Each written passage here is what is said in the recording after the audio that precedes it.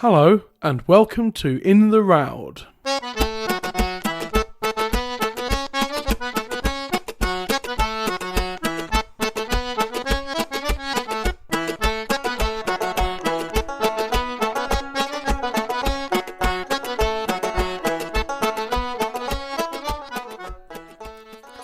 Greetings and salutations, dear listeners. My name is Matt Quinn, and welcome to another episode of In the Roud, a folk song podcast. Join me as we travel through the world of traditional folk song, one song per episode in the order they appear in the Roud Index. Each episode will feature two guests, one providing an historical look at the song, while the other will be a singer from the folk music scene to talk about their own version of the song. Well, we've reached it, everybody. The final episode of this current season, and what a journey it's been. It's been a good variety of songs this season, I think. Obviously, I have no say over the choice of song. It's whatever Steve Roud happened to index next as he was going through.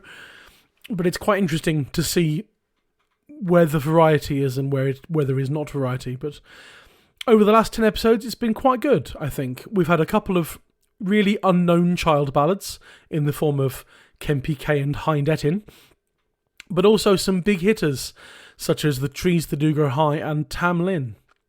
And our final episode of the season is no different. It's another biggie. It's Roud 40, which is child ballad 53. That's the song Lord Bateman. Later on, we'll hear from our singer guest John Kirkpatrick, but for now, let's take a look at the song's history. In the middle of this history segment, we'll hear a separate interview I did with Ruth Perry to discuss two old Scots versions of the song. But for the most part, let's hear the history of Lord Bateman from one of our regular contributors, Steve Gardham. Well, hello, Steve Gardham, welcome back. Hi, Matt. Good to be back, yeah. Nice to see you again. How's things? How have you been?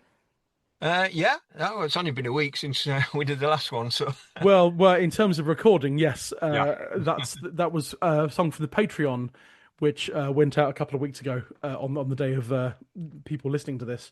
But for people on the podcast, we haven't heard from you since February, when you came on to do the Earl Brand and Douglas tragedy for us. All right, yeah.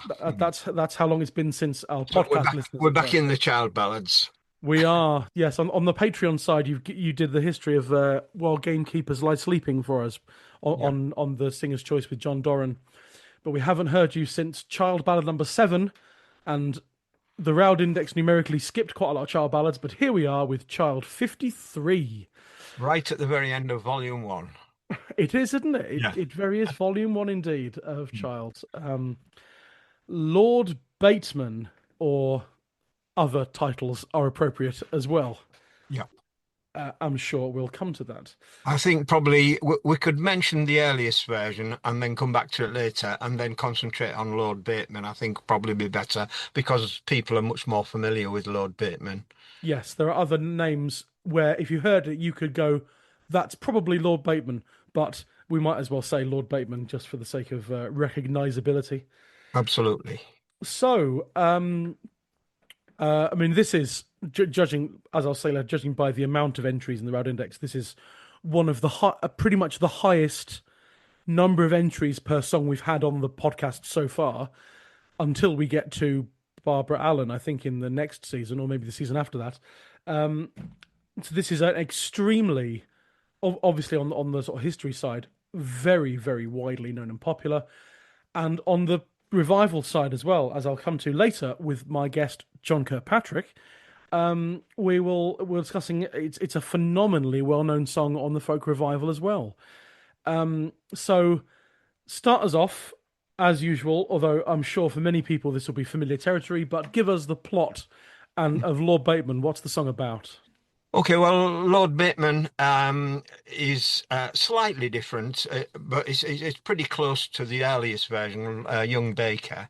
So anyway, we'll take Lord Bateman, who he wants to go and see some foreign countries, and off he goes, and he gets captured by the Saracens, or the Turks, as they're called in the ballad, and he gets thrown into prison. a very frequent occurrence in earlier centuries, apart from going off to the Crusades and getting captured, there's loads and loads of equivalent similar stories on the continent of Europeans going off to the Holy Land area, that area, and getting captured.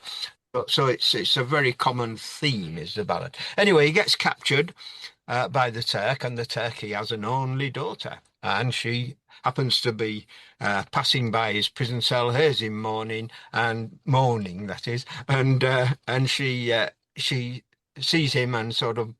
She must not doesn't happen in the ballad, but implicit. We get this leaping and lingering effect, and you've got. She eventually falls in love with him, and she decides, she asks him if he's got houses and lands and things, and is he rich and all that sort of stuff. And yes, he repeats the same things that she's asked him. Has he got how he's got houses in Northumberland in Lord Bateman anyway. And so she sets him free, and she takes him to her father's harbour, and to get a boat back to Britain, and they make a vow 7 long years that if she doesn't get married and he doesn't get married, then they'll come together somehow and they'll get married. And then the leaping and lingering starts off again. And the next thing we know is the 7 years are up in the next verse. So you've got a gap of 7 years in there already, filled very nicely by other people later on, I might add. And then he gets the 7 years. She goes off. She gets to Northumberland, where he has houses and lands, and gets towards his castle and finds out that he's about to get married. And he's just now taken his new bride in. And so she goes to the castle gate and tells the proud young porter if she can have some bread and some wine from Lord Bateman's table. The proud young porter goes up to Lord Bateman, tells him this wonderful young lady at the gate, beautiful young lady asking for some bread and wine. And then Lord Bateman realizes it's Susie Pie, or in this Suki Pius. I know that's in the Young Baker version. Susie. Uh, so Sophia, sorry, Sophia. I was got that many versions in front of me. I'm getting all the. Yes, it's Sophia in Lord Bateman. Sophia has crossed the sea, and he runs down the stairs and brings her up and gives her wine and bread and what have you. And then the bride's mother speaks up and says, "Oh, what about my daughter? You got married to my daughter just today." And he says, "Oh, don't worry about that. I'm going to plan another wedding now." So Sophia has crossed the sea, who saved my life. And he sends her home in Lord Bateman think about this one, in a coach and three. Not a coach and two or a coach and four, but a coach and three. Well, it rhymes, doesn't it? I It suppose. rhymes, yes, that's right, yeah. Yeah, it is something else in the earliest version, actually. It's not Coach and Three, it's something like Coach at Three or something like that, but it's certainly not Coach and Three. And that's about it, basically. That's where it ends in 21 stanzas, and that's your Lord Bateman. Right, there we go. I mean, you did that in about 2 minutes, where it takes significantly longer to sing it. It does, yeah. No matter which I used version, to sing it.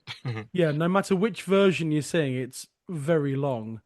I've got a playlist on my computer with all the field recordings that I have access to on it, and the longest one is 18 minutes, but that's because it's Gordon Hall and he took his time. And the shortest one, well, okay, the shortest one is probably Joseph Taylor, 2 minutes, but he don't think he sang the whole thing, did he, on that recording? No. So the shortest complete version, we've got Tom Willett, about 5.5 minutes, maybe. Anyway, come back to that later. But yeah, it's a lengthy song no matter what you do with it. Yes, yeah. Well, in know. terms of child ballads, it's not a lengthy song. It's one of the shortest ones, in fact. Oh, okay.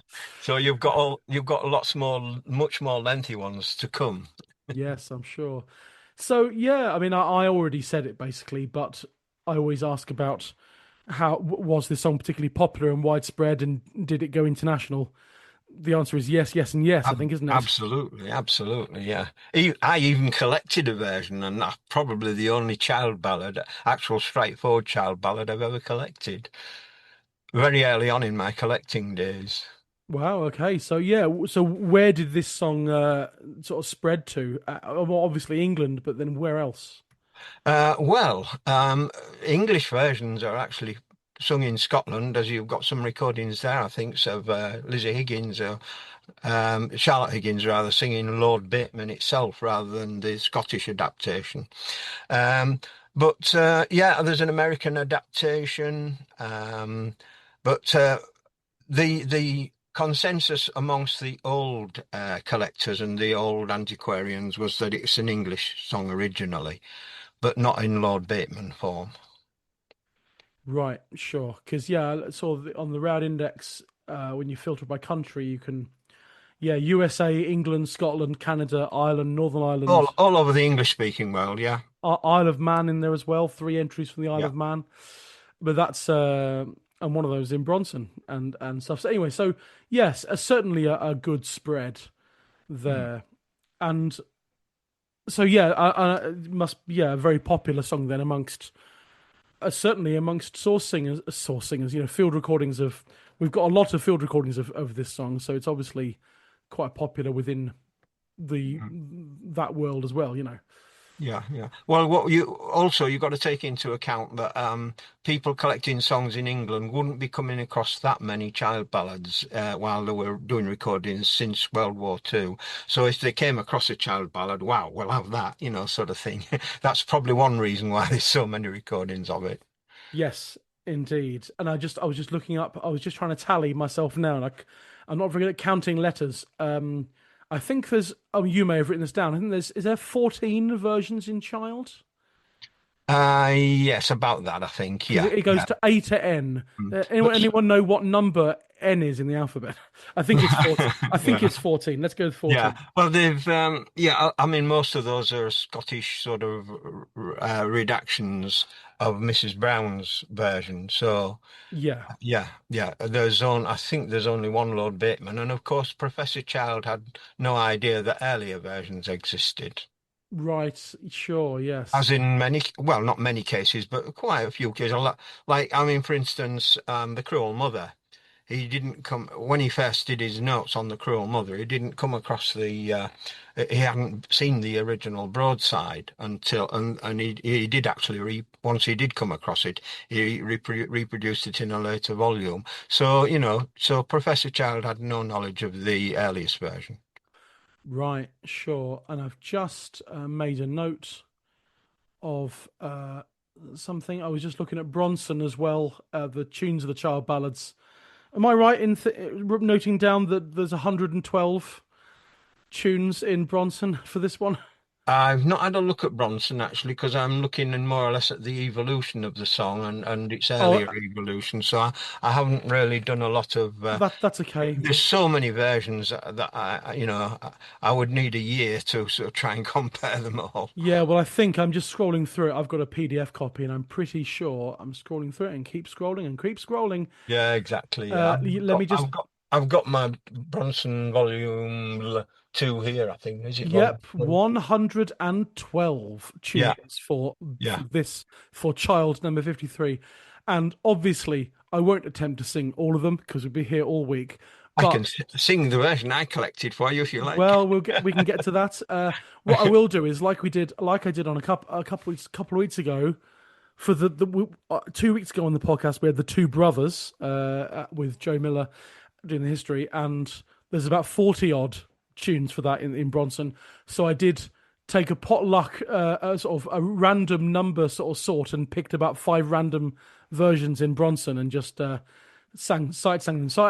Depending on how long we're going for, I may do a random sight sing through Bronson later on.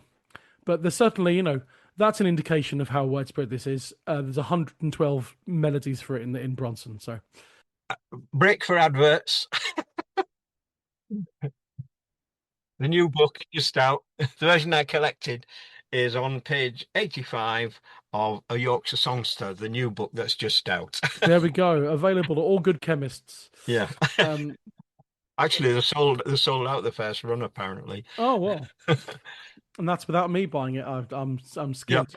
I'm broke. I'm not surprised. I'm not surprised. So anyway, we'll come back to Bronson later on. But so yeah, where does this start? What's the earliest we can go back? If I was to go in the Roud index, type in Roud 40 and earliest reference entry, what would come up? Young Baker. Young Baker. Yeah. It's there are only two extant versions, or two. There's only two in Round, and there's only two that I know of. I have copies of them both here. One is in the Bodleian, which of course you can't access at the moment because it's down the Bodleian website, Yeah, and that one is no imprint on it. So it's the other one is in the Madden collection, and this is more or less datable. I've seen it dated at 1780, but I think it's a lot earlier than that. that's right. The entry in the index I just found it says circa 1780. Yeah, I think it's more sort of 1765, I would place it. All right. On the style of printing and on the actual style of the thing itself. It's printed by John Butler of Worcester. So we got some information from that. Now, John was apprenticed in 1750. Yeah, 1750. So if he follows the usual route, which is most of them do as a printer, he would have come out of his apprenticeship after 7 years in 1757. And trying to look up bits and pieces by him on the internet, you come across some quite sophisticated books being published in the mid 1760s. So he wasn't 1764, one of them. So he wasn't that long out of his apprenticeship. So if he came out in 1757, you're talking about within about 7 years, he was printing quite sophisticated stuff. Now, one would think, why is this person who was printing sophisticated stuff printing, you know, cheapo broadsides, which is what's here. I've got in front of me. Uh, they were the sort of bread and butter side of things. I know of quite a few other printers who were what are they called now? Top line printers anyway, who Right. were printing quite sophisticated books, who were also printing broadsides at the same time. But this is in the 19th century. But Butler is in the 18th century. Now, another reason why I think this is about 1765. Obviously, there's the type to go by. On both of those broadsheets, the illustration is uh, somebody riding a coach, not a coach and three, hopefully, but a coach and two.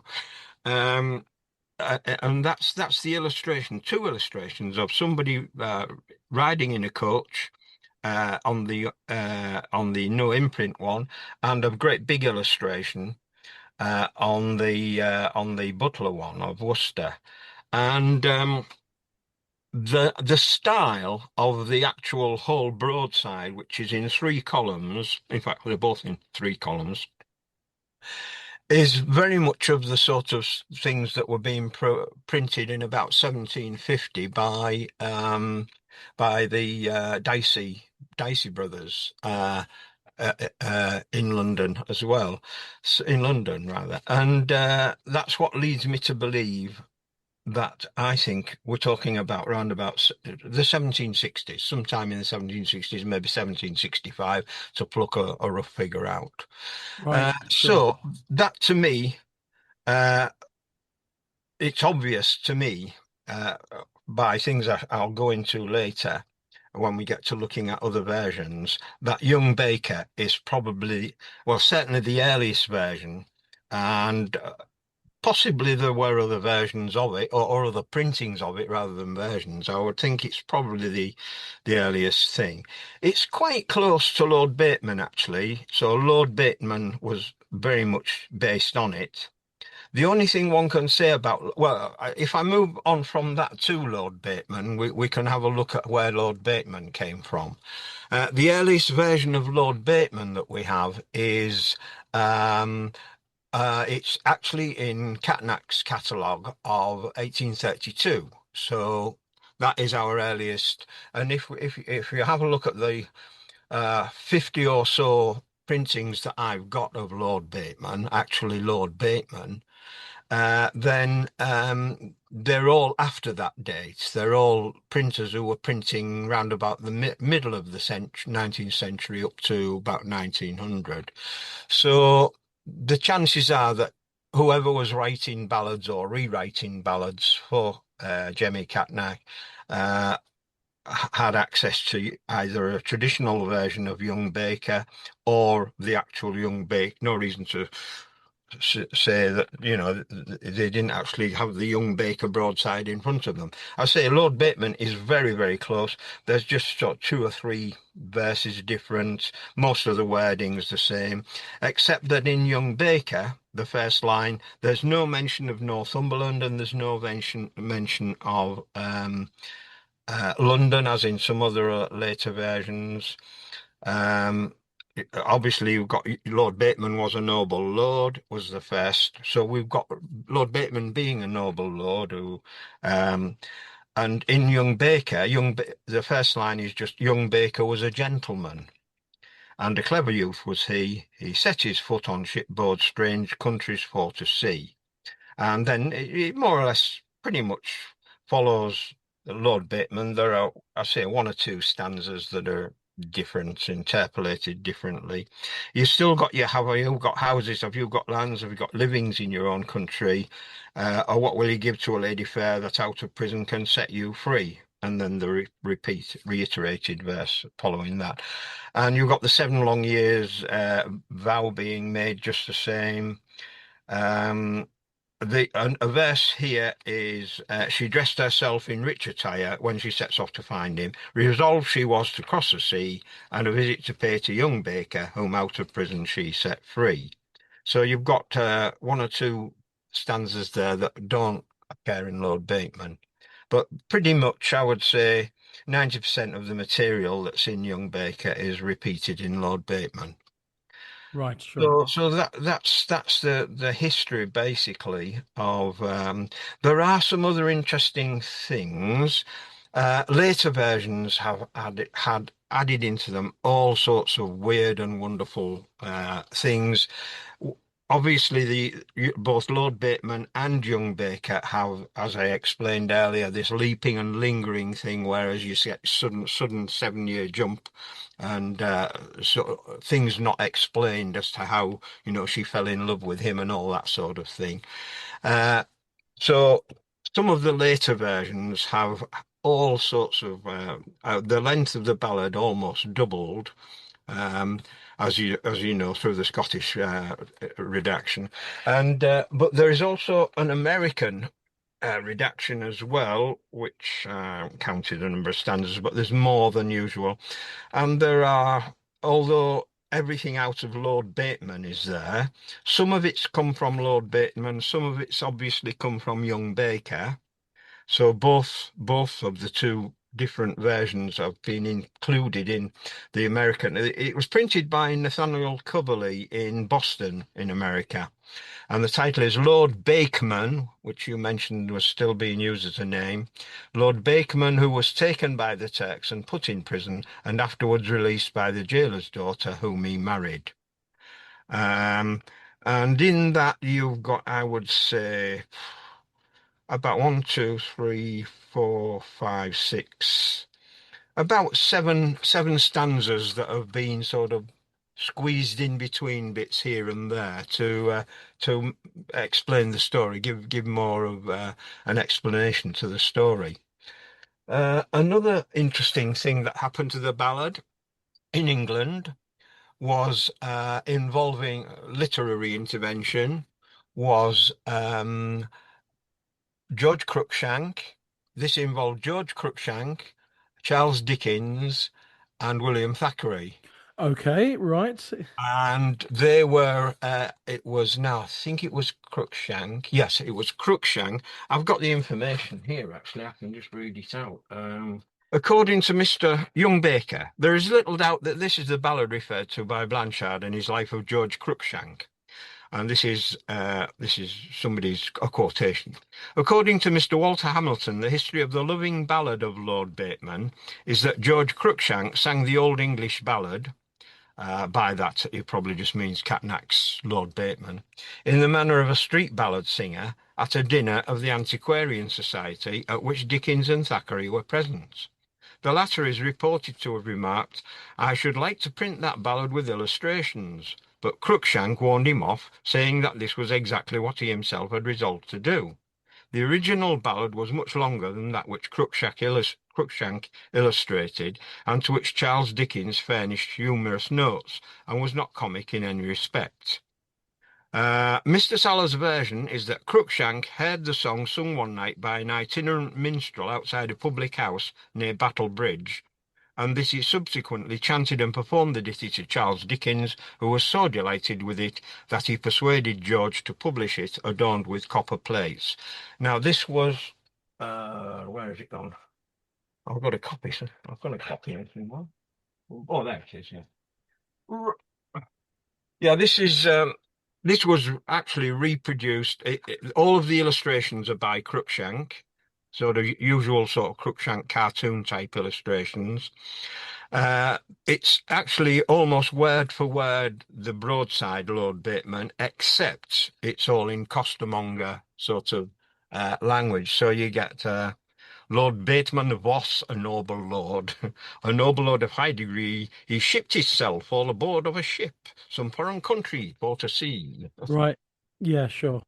He sailed east, he sailed west, until he come to famed Turkey, where he was taken and put in prison. So you get this sort of burlesque. It's a burlesque of what Catnach was printing. Right, sure.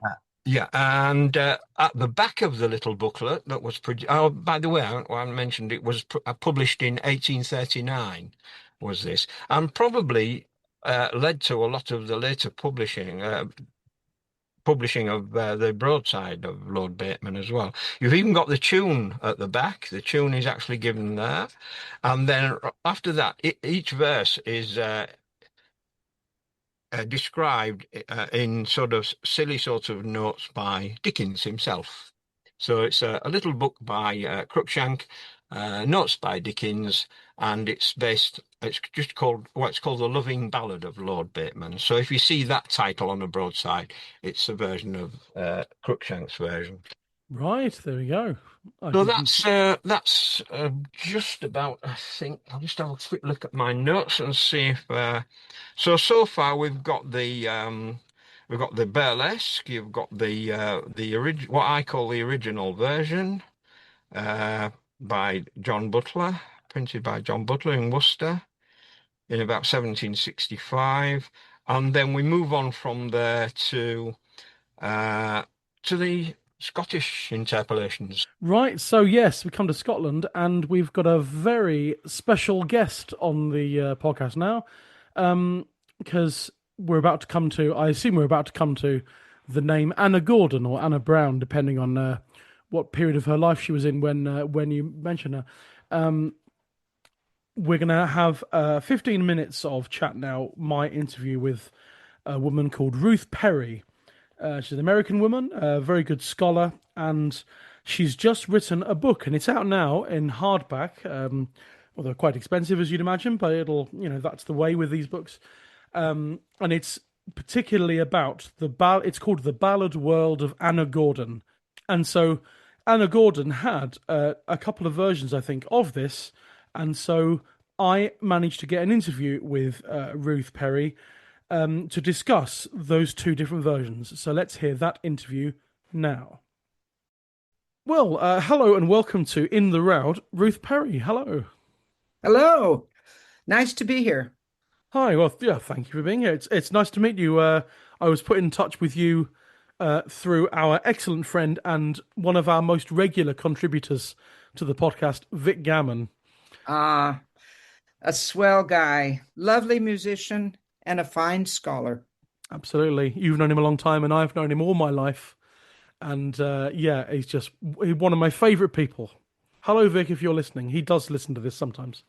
So how are you? How's things? Whereabouts in America are you? I've forgotten.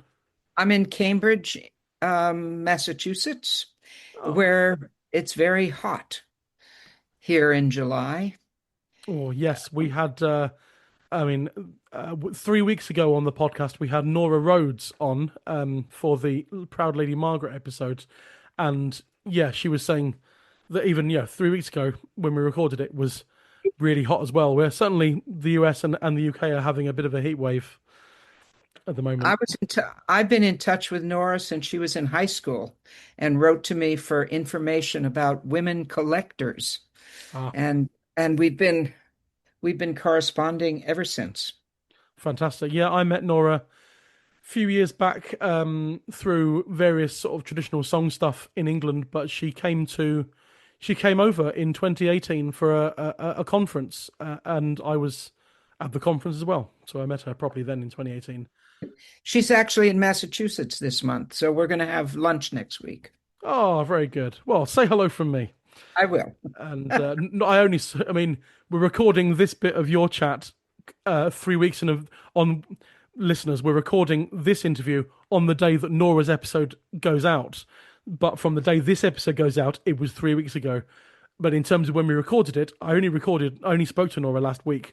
That's the joys of recording podcast segments in different orders and in advance means that, yes, Nora's episode is today from the day of the recording, but it was 3 weeks ago from when this episode goes out. Isn't it wonderful? So partly, yeah, we've got you on for this. Steve Gardham is doing the history of this episode. However, Vic Gammon recommended I got in touch with you to discuss one particular version of this ballad and possibly some others in the future as they, if and when they turn up in sequentially in the Roud Index, because you have a book that has just come out. Am I right in saying it's now out? Yes, it is. Excellent. And so tell us briefly about the book. Well, the book published by Oxford University Press is called The Ballad World of Anna Gordon, Mrs. Brown of Falkland. And the reason for the double name is because she was Anna Gordon for most of the years that she was alive. But she did marry. She married a minister whose name was Andrew Brown, and because Francis James Child, the great collector, the great you know collector of ballads and definer in a way of ballads. Yeah. He says on the very first page of his magisterial collection, no ballads are superior to those sung by Mrs. Brown of Falkland in the last century.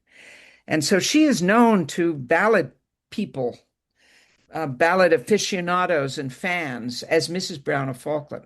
So I thought we needed Mrs. Brown of Falkland in the title. So that's why it's called The Ballad World of Anna Gordon, Mrs. Brown of Falkland, so that we've covered all the bases. Anyway, the book is about her life and her family, which was fascinating. She's an 18th century Scotswoman. She's born in 1747. Her father and mother both are very interesting and have very interesting forebears. And she had two sisters, one of whom came to America, to Virginia, and lived there for the rest of her life and had children and so on. And so I think that's one of the routes that some of Anna Gordon's ballads took to the American South, was probably with her sister Elizabeth. The book is also about ballads as a genre, and it's also about the context of 18th century Scotland, where she grew up, and the Enlightenment and the craze, the interest in traditional music in Scotland, which was extraordinarily high, unusually high, and indeed it was a European craze because Scottish traditional music was listened to all over Europe in the 18th century. There are books about it. So it's about Scotland It's about ballads, and it's about the life of Anna Gordon Brown. Wow, brilliant. Yes, I've through the context of this interview and another one we're doing soon for my Patreon, I did manage to get myself a PDF copy or a review copy to read, and I've read some of it already because I haven't had time to go through it all. But the context of Scotland and everything. I was enjoying reading in the prologue about the folk song flighting and Yes, all of that stuff. That was really fascinating. The sort of arguments in newspapers between people and mainly wasn't it the Hamish Henderson and Hugh McDermott, exactly. the arguments, the long form arguments of printing each one in the newspaper and stuff. Oh, that was That's absolutely fantastic. And so yeah, there's a whole. So how many? I mean, we're going to get into this in 2 days' time from the day of the recording. We are recording a singer spotlight episode for the Patreon on Anna Gordon. So we'll do most of the chat about Anna Gordon then. yeah. But just as a thing, so how many ballads overall did Anna Gordon have or provide to child or however you want to categorize it? She was the source of 35 ballads, and five of them are ballads that we have nowhere else. Oh, okay. She was the only source for five. Right. And So, yeah. yeah. Well, and there were two versions of the one we're going to talk about today, Young Beaky. She had two different versions of it, and that's interesting because there weren't two versions of anything else that she gave or that she remembered. She was collected. She was collected in the 18th century by a number of important collectors like Walter Scott and Robert Jameson. And she was also, but she was first collected by a man named William Tytler, who was her father's friend and who was himself a very interesting character. I mean, I found it fascinating, each of these people that I needed to learn about. And William Tytler was himself very interested in traditional music and played it. He was a good musician.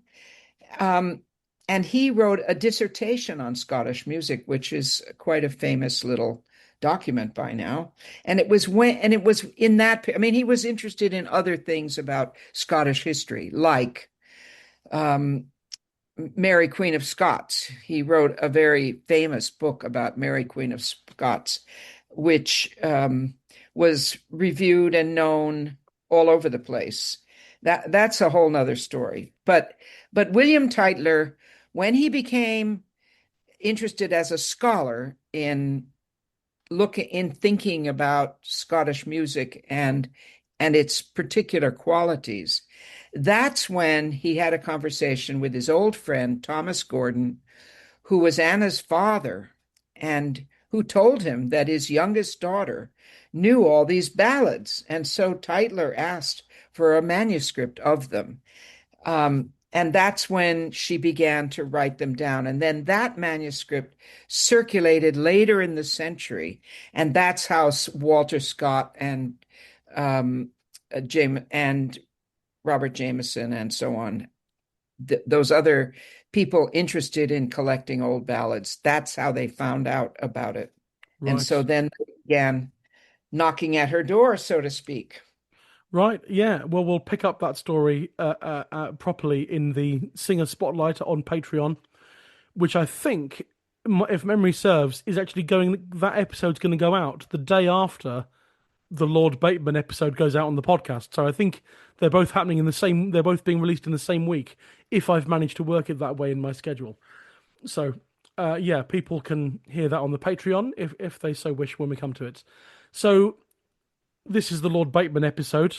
So, yeah, talk to us about, I guess, both versions of this that Anna had. What are we dealing with here? Well, the longer one, the one that is most interesting from the point of view of comparison with other versions, because there are, this was a very popular ballad. There were 14 versions in English in the 18th century, 11 in Scandinavian, Spanish, and Italian sources. But of course, Anna Gordon's was the earliest. Hers was the very first and the fullest. And in her version of Young Beaky, our hero was traveling in France and serving in the French court when he fell in love with the king's daughter, whose name was Bird Isbel. But the king disapproved, and he had Beaky imprisoned.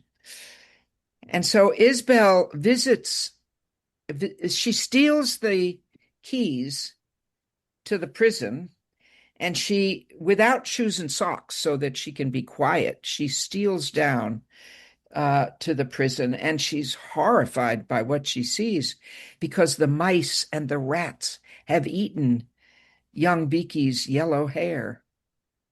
So she brings him a comb and a razor, and she also brings him a horse and a saddle, and she brings him a leash of hounds, and one of them is named Hector, and he turns up later, so he's an important hound. And she also gives him 500 pounds to spend and not to spare. So she frees him, and she makes these arrangements so that he can get out of there. And they vow to each other that they will meet in a year and marry. Or they will meet within 3 years and marry. And so a year later, Beaky is being forced to marry somebody else in his homeland, or else he has to forfeit his land. But Belly Blind, a benevolent spirit, and now that Belly Blind only turns up in Anna Gordon's version of Young Beaky. Nobody else has a belly blind or a benevolent spirit. And benevolent spirit is the way Anna Gordon's father glossed it. He added some notes to these ballads that Anna and her nephew wrote out for William Tytler. Anyway, Belly Blind, a benevolent spirit, alerts Isbel. And she gets 2 of her servants together, and they all dress up very richly, and they are transported across the water at a miraculous speed by Belly Blind to the wedding ceremony, which is in progress. She asks the proud porter to bring her to the groom, which he does, and Beaky, overjoyed, embraces and kisses her. And he decides that he will send his bride. There has been no consummation, and he will send his bride home at the end of the day with a double dowry, I think. The concluding verse, in the voice of the rejected bride, is typical of last verses of ballads, last verses that return us to the everyday world and out of the narrative story. And they are often jokey or ironic, or their tone changes. And the last verse, which is said by this rejected bride, is this the custom or your house, or the fashion or your land, to marry a maid in a May morning and send her back at e'en in the evening? And that's the last verse of Young Beaky. Okay, then yeah, right. Okay, because from what I know, because I sing a version of Lord Bateman myself, and that's not where the story of Lord Bateman ends. It carries on quite a long way after that. But yeah, Young Beaky ends there. That's interesting. Well, and the way Hector, I mean, there are some very interesting things about this version.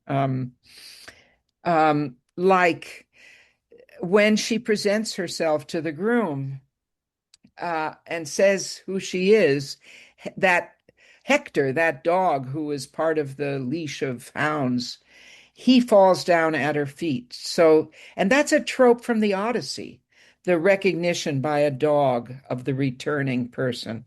So I love that detail. Um, and then there's the fact that this plot is got some kind of parallels to stories that are told about the Saint Thomas Becket and his father Gilbert, because Gilbert Becket was captured by, I think, a Saracen priest who, and and when he told, as he was waiting on this prince, he told stories uh, about England and his life there, and the prince's daughter fell in love with him. And when he escaped and went home, she followed him, and they married. I mean, it's that part is kind of similar. The part about France is unusual because because in most versions of Lord Bateman or Young Beaky, the hero is captured by Moors or Saracens, not by the French. Yeah, by the Turks. Yeah. Yeah, exactly, exactly. So, and here's here's one of the bits of research that I turned up, that this is from the book. Exotic as the reference might seem, that is, to Turks or Saracens or Moors, they would not have seemed implausible to the widely traveled 17th and 18th century Scots. For example, requests for contribution from parishioners to help ransom local men taken prisoner by Turkish or Algerian pirates who were about to be or had already had been sold into slavery can be read in the 17th century records from the Ellen Presbytery in the northeast of Scotland near the city of Aberdeen, which is where Anna Gordon came from. I mean, Ellen is just up the road a piece. So this is local. The Right, okay. Aberdeen Journal, the Aberdeen Journal kept readers apprised of the progress of a campaign to raise 400 guineas to ransom a local cooper named William Patterson, captured by Barbary pirates in 1785 and held as a slave in Algiers. So, so that was, heard of. I mean, that was part of the landscape, so to speak, in 18th century Scotland and in the Northeast, which is where Anna Gordon came from. Wow, yeah, that's really fascinating. So, to tell us, yeah, what about this other version? You mentioned two versions. What's the deal with the other version? Well, the other version is called Young Beacom, and this time he is captured by savage Moors, and they are very cruel towards this young Londoner because they bore a hole through his shoulder and insert a tree so that he can pull carts like an ox or a horse. Um, and after this woman, Shusy Pie, frees him and sustains him with bread and wine, she enjoins him to return in 7 years and marry her. And when he does not appear, she sets her foot on shipboard and sails to find him, traveling without any supernatural assistance this time. And here too, she arrives on his wedding day and bribes the porter to bring him to speak to her. This time, Beacom leaps down 15 stairs in 3 bounds, saying, "It can be nane but Shusy Pie that is come out to sea to me." And he sends the bride back with, this is the one that has the double the dowry, when he sends his new bride unconsummated new bride back home. Um, and he says, "For I maun marry my first true love that's done and suffered so much for me." And then in the ballad, he changes Shusy Pye's name to Lady Jane. This version is much shorter and more vivid, and his suffering is much more intense, their separation longer, and their final reunion more ecstatic. In both versions, she rebukes him for taking another bride and forgetting her kind offices. And in both versions, he takes her in his arms and kisses her tenderly when they meet again. In the last verse of Young Beacom, the anglicizing alteration in the heroine's name suggests an implied conversion to Christianity, which goes with that story about Gilbert Becket and his son, the Saint Thomas Becket, where where she does convert and come to London to find him. So that parallel is clearer in that second version. Young Beaky is one of the ballads, though, that appears on the companion website to the book, and it is sung by Alison McMorland magnificently. There are 12 ballads of Anna Gordon's, saved 35 ballads. There are 12 of them, a third, that we have recorded to go with this book, and they are the ballads that I analyze and discuss throughout in the larding each of the chapters, and they are sung by two fantastic traditional singers, Alison McMorland and Joe Miller.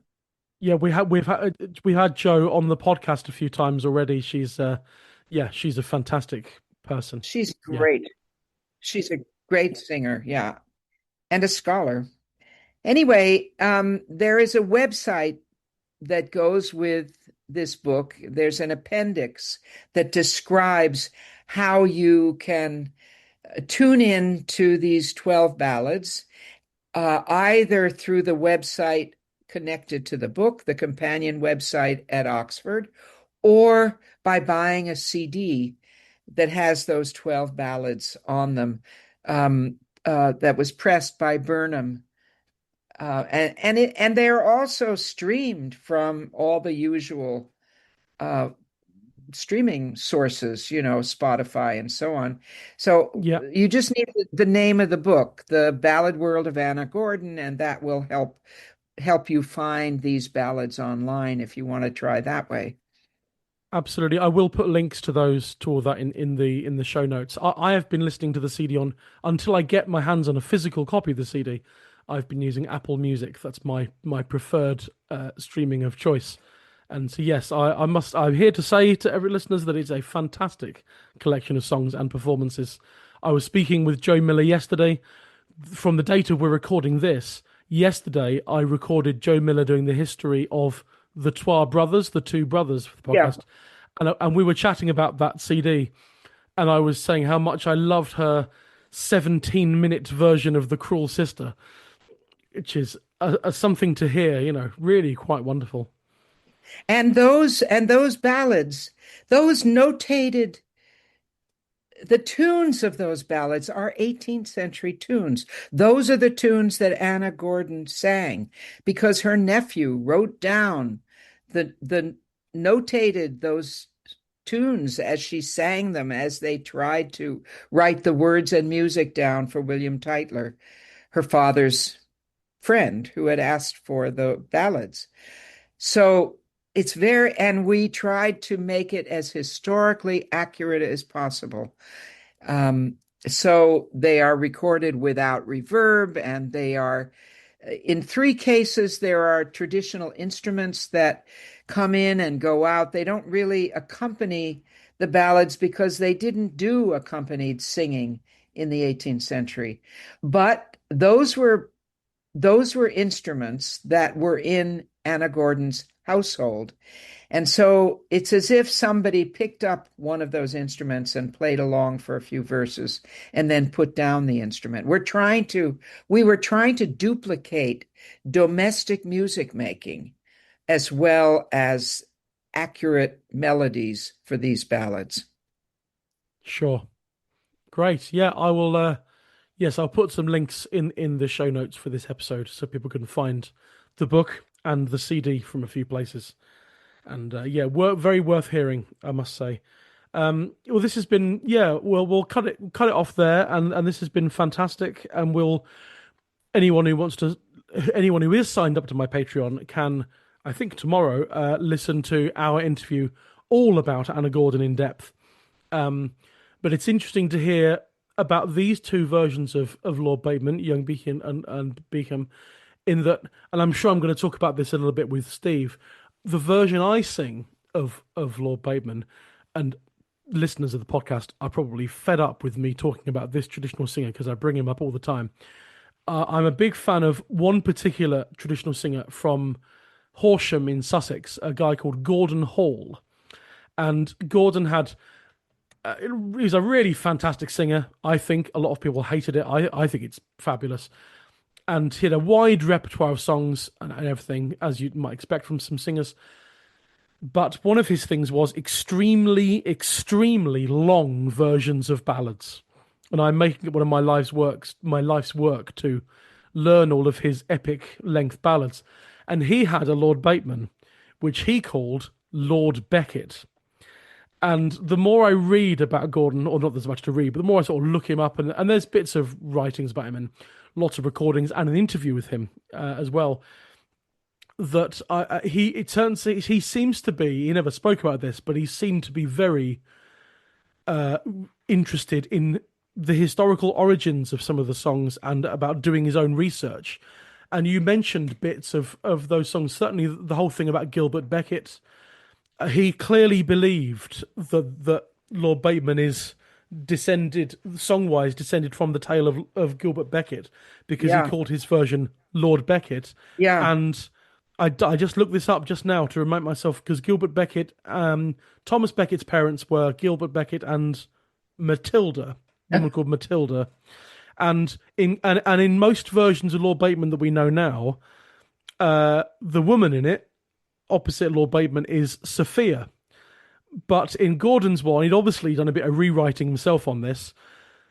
She's called Sophia for most of it, but when he then marries her at the end, he sends away the woman he was going to marry, and now that Sophia has crossed the sea, he takes her to St. Paul's Church, marries her, and changes her name to Matilda. In Gordon. So he's obviously written this in an attempt to keep Sophia from the ballads we know, but then have the plot rework it into what her actual name was, right? which I find really funny. And so there's things like that. And you mentioned in young Beacom, that Beacom leaps down the 15 stairs in 3 bounds. And I wonder if Gordon had managed to get himself a copy of Child or somehow and look these things up, because he's got a verse. Lord Beckett then flew down the stairs. Of 15 steps, he's made but 3. And that's in his version. And I don't come across that in many of the versions. How specific it is that he did it in 3 bounds. Of 15 steps, he made but 3. And since that turns up, not quite word for word, but that idea turns up in Young Beacom, I wonder whether Gordon actually went back to this source and used some of it to create his 20-minute version. Yeah. When he sang it was 20 minutes. If I sing it, it's about 12, because I don't sing it quite as slow as he did. He sang things very slowly. Anyway, this is all by the by, but I'm finding it's quite interesting, all these connections. And I'm sure I'm going to be talking a bit more about this with Steve Gardham in the rest of the chat. But we'll leave things there. So as I said, we'll have a proper, full, in-depth Anna Gordon chat with you over on the Patreon for our next Singer Spotlight episode. But thank you very much for coming on for this bit and talking about the Young Beaky and Young Beacom. And we'll see you on the Patreon. So until then, Ruth Perry, thank you very much. You're very welcome. Bye-bye. And there we go. That was my short chat with Ruth Perry about Anna Gordon's two versions of Child 53. And the date this episode goes out, tomorrow on the Patreon is an entire episode interview with Ruth about the life of Anna Gordon herself, rather than just this ballad. So, if anyone wants to hear more of Ruth talking about Anna Gordon, sign up to my Patreon, and you can hear a whole episode on it. And there we go. So, what have you got to say about that, Steve Gardham? Well, Anna Gordon came from a very literate, very musical family. The whole family were very musical and quite well off, and they are part. I see the Gordons as part of the uh, what was going on in Scotland in the mid 18th century, basically, when a lot of these ballads were being passed around and redacted. And I think this one is a particularly important one. Lord Bateman or Young Beaky, which is one of the titles that she gives to her versions. I Yeah. have there are really three versions, two of them very similar. And this is one of the things that makes me highly suspicious of Mrs. Brown's ballads, and in particular this one ballad. I'll not go into any other ballads of Mrs. Brown's because I haven't studied the others in great detail. But what we have with Mrs. Brown's Young Beaky, it's full of all sorts of weird and wonderful interpolations that don't occur in any other versions until later. Now, what happened with Mrs. Brown's ballads is they were recorded on five different occasions. Yeah, Now, that's right. the versions of Young Beaky were recorded on two occasions, and these happen to be the two earliest occasions. One of them in 1781, or round about that time. We we haven't a precise date on that, but it can't be before 1780. So 1781, shall we say? And the other recording in 1783. So only a couple of years apart, and yet we end up what we have in Siggy Ruart's book, which she wrote about Mrs. Brown and Mrs. Brown's ballads. Oh, yeah, that book is specifically about the repertoire, and It is. Ruth's new book is about Anna Gordon herself Yes. and Yeah. her literary contribution to folk music. Yes, yes, which is a wonderful way of putting it. I couldn't put it better myself. Literary contribution, which is exactly what I think it was. Anyway, so we've got two versions from the 1781 manuscript that was written out, that she wrote out or her nephew wrote out. Um, and there are two distinct versions in there, one quite short and one very long. Now, the short one, okay, is very close to Young Baker. Ah, And if you look and compare the two ballads, which I have done, you can see how Mrs. Brown has taken Young Baker and interpolated extra bits here and there and altered it. And or I'm saying Mrs. Brown, it could have been someone else, but if we're saying that Young Baker was dated 1765, if we're calling that 1765, it probably is her who's done it herself rather than somebody else and passed it on to her. The other version is very, very long. I think it's about 44 verses or something. Oh no, wait a minute, I've got it here. Or I've got a 36 verse version of it here. I think hers might be even longer than that. The version I'm looking at here is one printed by Jameson, but it's from Mrs. Brown. And so we'll say about 40 verses, so it's nearly twice as long. And it's got all sorts of weird and wonderful things like this Billy Blinn who comes to the this Turkish lady, and it's quite silly, really. yes. And Or that's that little supernatural moment. Yeah, supernatural motives that aren't in the ballad at all, really. yeah. And yeah, so you've got those two versions, and then we get a third version in what's called Mrs. Brown's B manuscript, which was written down in 1783. Ah, Now that has about 3 or 4 even extra verses on that. So what I'm saying here, what I'm suggesting, shall we say here, rather than saying, suggesting here is that Mrs. Brown's versions of were a work in progress. Were a work in progress from the shorter version she had in 1781 to the longer version she had in 1781 to the even longer version she had in 1783. okay. And I'm not alone in that, although the other people who suggested similar things go right back to that actual period just before 1800. Both Jamieson and Scott were interested in Mrs. Brown's ballads. Jamieson actually went to meet her and record some extra ballads from her. Scott never met her, but got his hands on some of the manuscripts. What they both did, what Jamieson and Scott both did, is they didn't really use Mrs. Brown's ballads as they stood. They seemed to think that Mrs. Brown's ballads weren't quite what they were after. So what they did is they took some of Mrs. Brown's verses from her version. This is all of her ballads, not just Lord Bateman, and they interpolated them into their own versions, redacted versions of the ballads. So that's what Jamieson has got. And Jamieson actually writes at the end of the second version he printed in his own book. It has been suggested to the editor that the names in the two foregoing romantic tales, that's the two versions, ought to be not Bacon and co, but Buchan. This is just an aside, it's not right. But as he has found them as here given in all the copies, and as they appeared to him to be English ballads, okay, Right. Jamieson, slightly tinctured with the Scottish dialect, from the circumstance of their having been procured from that quarter, he has chosen to leave the titles as he found them. So that's what Jamieson thought of Mrs. Brown's ballads. Scott himself gave the excuse that he wasn't interested in Mrs. Brown's ballads because they weren't border ballads, they were from Aberdeenshire.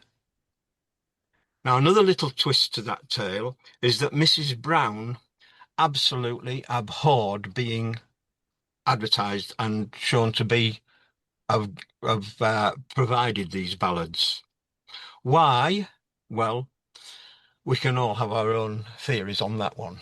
Mrs. Brown was, when Scott was the first in 1803 to publish bits of Mrs. Brown's ballads in his own ballads, and he actually named Mrs. Brown. Mrs. Brown was absolute, and her husband by then, who was Reverend Brown, they were both absolutely livid that Scott had named them. Right. And in fact, Mrs. Brown wrote a letter. By then, she was very fond of Jamieson. Jamieson didn't actually live in Scotland. He lived in Bradford or somewhere. And Scottish, though. And so she wrote this letter to Jamieson saying how livid she was and angry with Scott that Scott had named her as being the source of these ballads. Okay, fair enough. Now, Jamieson didn't publish his set because he'd had an agreement with Scott that that Jamieson was going to publish ballads from other parts of Scotland and Scott was just going to stick to the border ballads. But naughty old Scott, Walter Scott, decided to go against that and started including all the other ballads as well. Okay. And so Robert Jamieson, he got very dispirited at that and shelved his stuff until somebody persuaded him to publish them again in 1806. So 3 years later, in fact. And then you'll never guess what Robert Jamieson did after having had that letter from Mrs. Brown. Okay. Yeah, I see where this is going. Yep, he published Mrs. Brown's name all over his volumes. Oh, dear, oh And dear. Mrs. Brown was still alive then as well. I think she died in 1810. Anyway, Oh, that's Jamieson and Scott, who were not enamoured with Mrs. Brown's ballads as such, as complete entities. sure. But And a person who went even further than that and wouldn't touch Mrs. Brown's ballad at all was Joseph Ritson. And Joseph Ritson was the man who exposed Bishop Percy's ballads, Right. being Yeah. being fakes. He also had a hand in exposing the Macpherson Ossian stuff that was a fake. And he was very vehement about the Scottish ballads and the fact that they'd been manufactured. He thought that many of the Scottish ballads had been manufactured by the Scottish literati in the 18th century. But he went to such lengths. There was no way he could prove it. He didn't live in Scotland. There was no way he could prove any of that, and it eventually drove him mad. He went mad and died. Did poor old Oh. Joseph. Oh, okay. But it's not going to drive me mad because what I say in all these theories that I put forward is regarding the Scottish ballads and what and how they were redacted and how they were written is I have no proof. Yeah, It's all yeah. theory. But then again, 50-50. You try and prove me wrong. Well, fair enough. Um, okay, so that's those are the people. Another person who wasn't happy with the way the no, I can't find it now. I've got it somewhere. Was Joseph Ebsworth, who took over from William Chattel with the Roxburgh ballads. And I think I've got it here. Yeah, oh yeah, I have got it. I'll read it out. This is Joseph Ebsworth's take on the matter. A very knowledgeable ballad person. I mean, he published thousands and thousands of the Roxburgh ballads in I've got about 30 volumes there on the shelf. Um, and this is what he has to say about the loving ballad of Lord Bateman.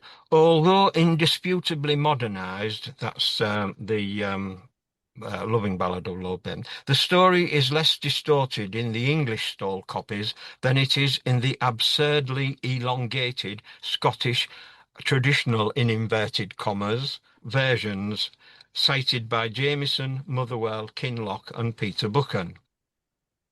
They prove that the modern claims advanced for uh, the three people who did the Dickens and Co are untenable beyond a few verbal modifications to enhance the indecorous effect. None of the three could possibly have been the author of it, singly or collectively. The ballad was extant before they were born. That's referring to young Baker, obviously. And that's it. So that gives you Joe Ebsworth's take on the whole thing. Yeah. The absurdly elongated Scottish traditional versions. And that's about it, really. Okay. Well, that's about, I mean, obviously ask any questions that you want, but I think I've covered all the things I intended to cover. Right, fine. Yeah, What, is that controversial enough for you? well, yeah, possibly, maybe, yes. Um, so yeah, it's obviously, and then since then, because it turns up a lot in oral tradition, because we've got lots of field recordings, Yeah. but they're all essentially just the standard modern Lord Bateman, Lord Bateman, yeah.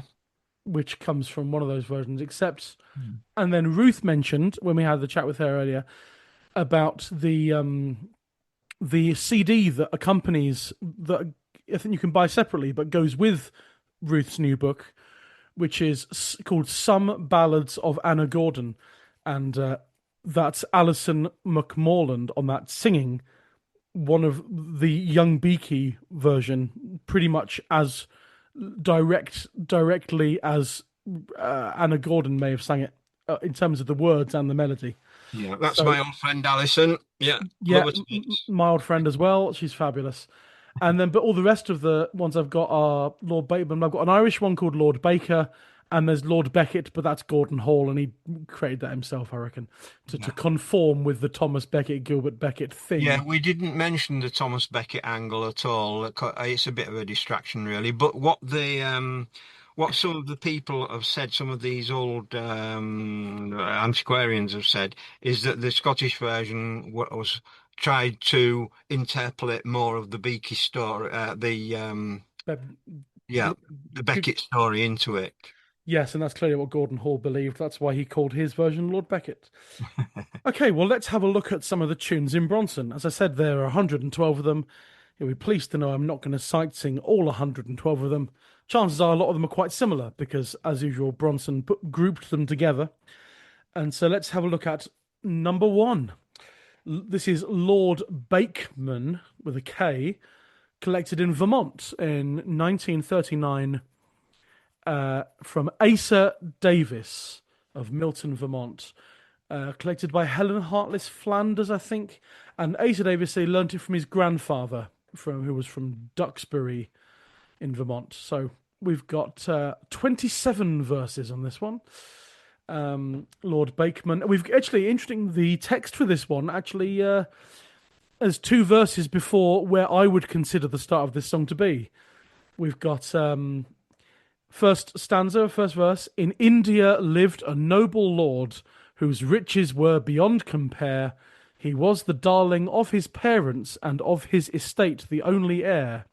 That's the broadside by Nathaniel Coverley in Boston. Okay, well that makes sense. And the second verse, oh, he had gold and he had silver, and Word for word. and he had houses of high degree, but he could never be contented until a voyage he had been to sea. And whose version is that? This is sung by Asa Davis in Vermont in June 1939.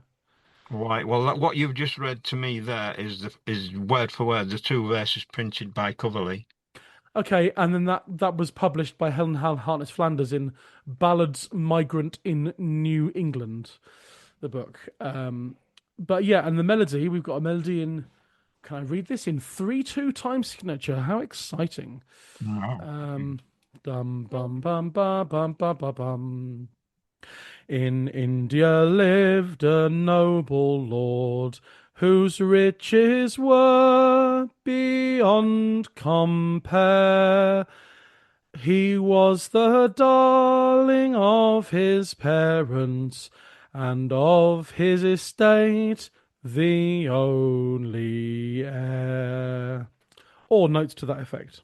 Mm-hmm. That's quite a nice 3/2 is good time signature for that sort of thing, and we got 20. Is that broadside that you reckon this is? Is that 27 stanzas, or thereabouts? I haven't counted them. I would say, yeah, it will be about that. Yes, Yeah, yes. fine. Susanna Freeman is her name at the end in this one. Susanna Freeman. He changed her name from Susanna Freeman. Fair. It's Susanna Fair in the Coverley broadside. Susanna Fair. So that's yeah. Ah, okay. No, some of those last verses, because there's three last verses in this that have the same, essentially the same verse. Took her by the hand, led her through room to room, or the marble stone, changed her name from to be the wife of Lord Bateman. And I think the variants come from a later recording in the Helen Hartless Flanders collection of New England folk songs. All right. And you get changed her name from Susanna Fair, which is what you just said. And in the two later ones, you get changed her name from Susanna Freeman. So there's that. Anyway. Just as a matter of interest, you mentioned the 3/2. This is what Nick has to say in the notes in our new book to Lord Bateman. Is that Nick Dow, yeah? Yeah, Nick Dow, yeah. Ellen Bray's melody is cast into 6/4. So it's in 6/4 in our book, excuse me. And is quite unique in that timing, he says. Wow. Numerous versions of the ballad are to be found in 3/2, and Bronson lists them all. The tune is the most common tune found for the ballad, but the extended third note of all, but the final bar, is very reminiscent of the gypsy style of singing. That's Nick's note to the tune I collected. Well, there we go. There we go. I'm now skimming ahead. Let's skip ahead a few dozen songs in here, and let's go to number 20, Lord Bateman, tune from in Broadwood and Maitland, 1893. Tune from Mrs. Wilson, sung in Northamptonshire. In 3/4, Lord Bateman was a noble lord of high degree. This is obviously just Lord Bateman. Right, Lord Bateman, yeah. Lord Bateman was a noble lord, A noble lord of high degree, Wow. he shipped himself on board a ship, some foreign country he would go see. Wow, that's nearly the same tune as I'd collected. Well, there you go. I'm picking these at random. How fortuitous. Yeah. And that's 19, but I've skimmed through the words. That's basically the standard Lord Bateman. Yeah. Here's a Nova Scotia one, number 22. Hey, in India there lived a noble lord. We're back to it's in 3 The 2. American 3 broadside. 3 2. It's going to be the same sort of thing. In India there lived a noble lord.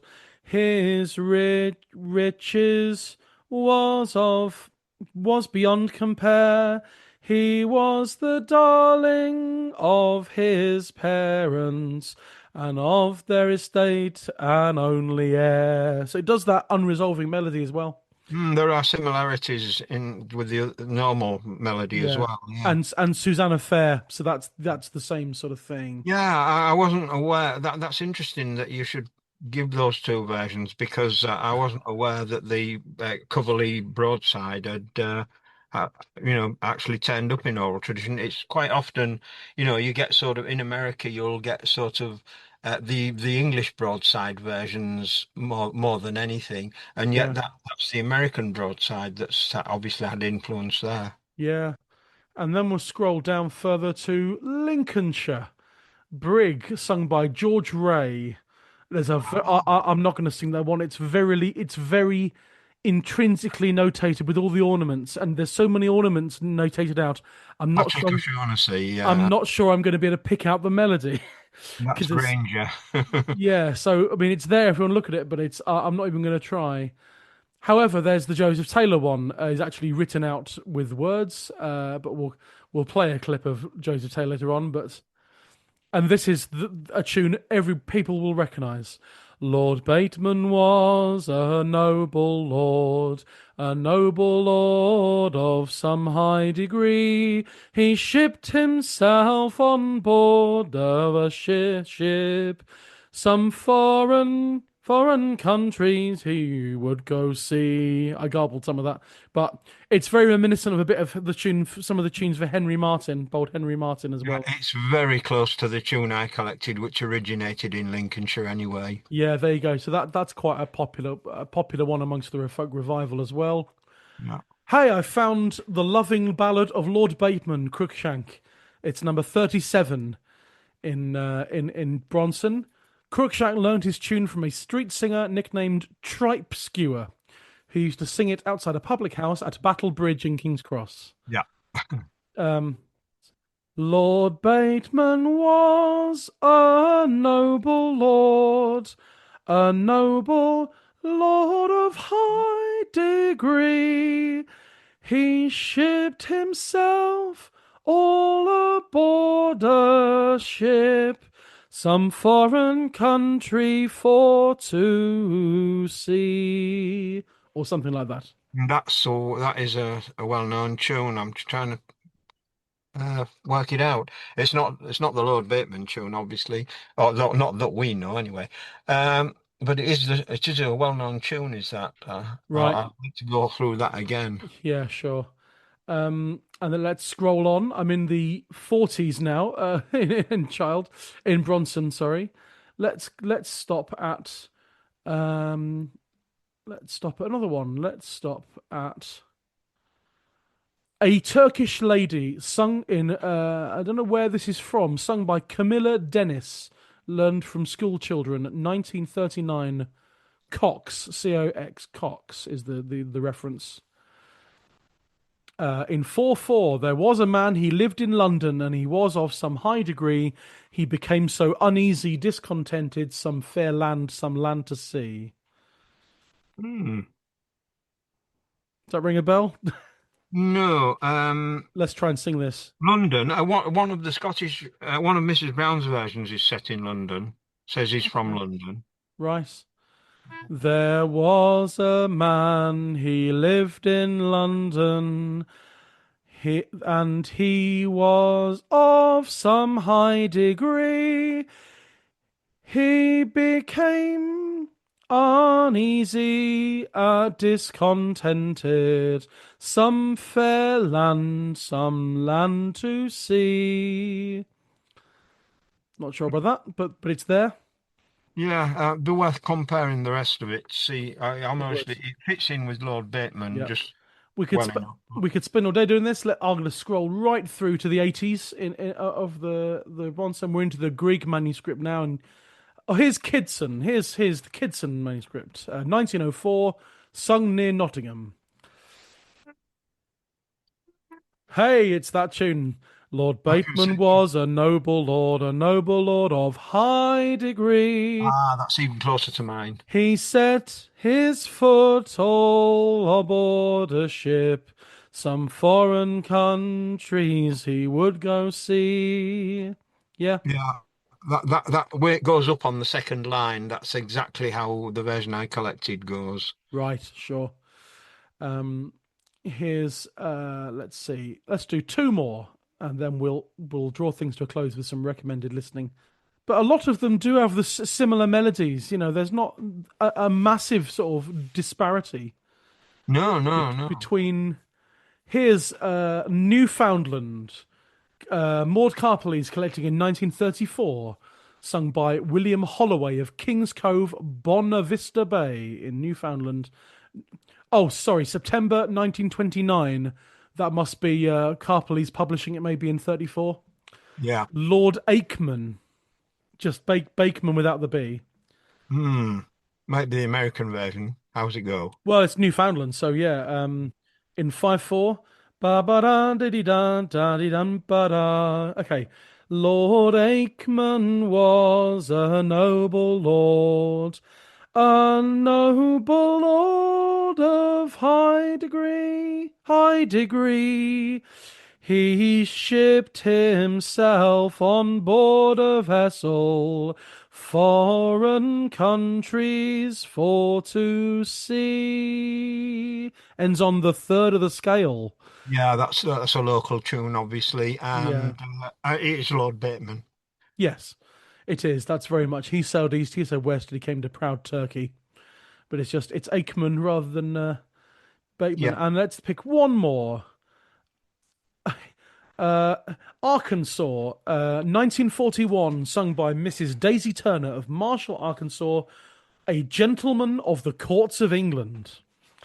And so it sounds a bit like the in India lived a lord thing, but it starts a gentleman of the courts of England, a gentleman of the high degree.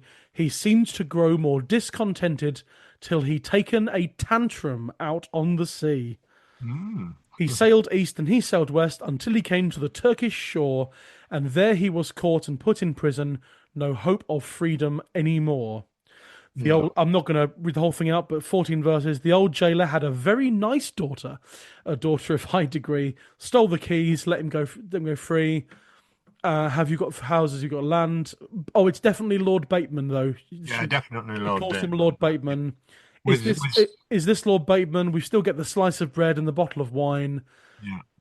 and it ends with she may go with a horse with a coach and three. Still ends there. Uh, Oh, by the way, what that coach and three thing? oh yes, Right. It is the verse from the what I call the original Young Baker. He sure. set her home that very day. He set her home with coaches three, not coach. Right. Well, there we go. That's Yeah. probably makes a little bit more sense. It does, yeah. And then Oh, let's have a look at the tune for "A Gentleman of the Courts of England."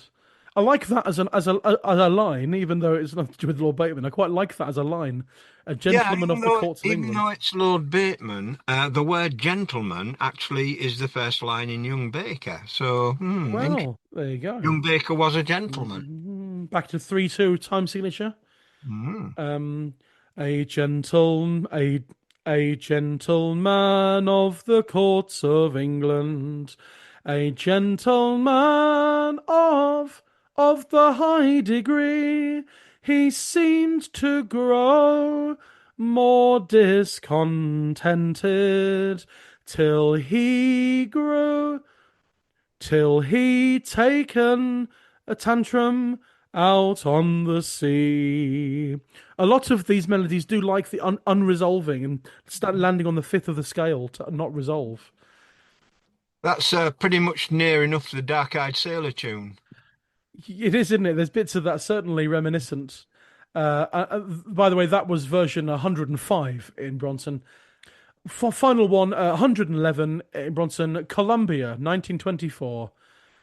Sung by Ada Taylor Graham, learned from her mother and grandmother. Lord Bateman lived in London town and was of high degree. He swore he could not rest a minute till he had sailed o'er the sea. But yeah.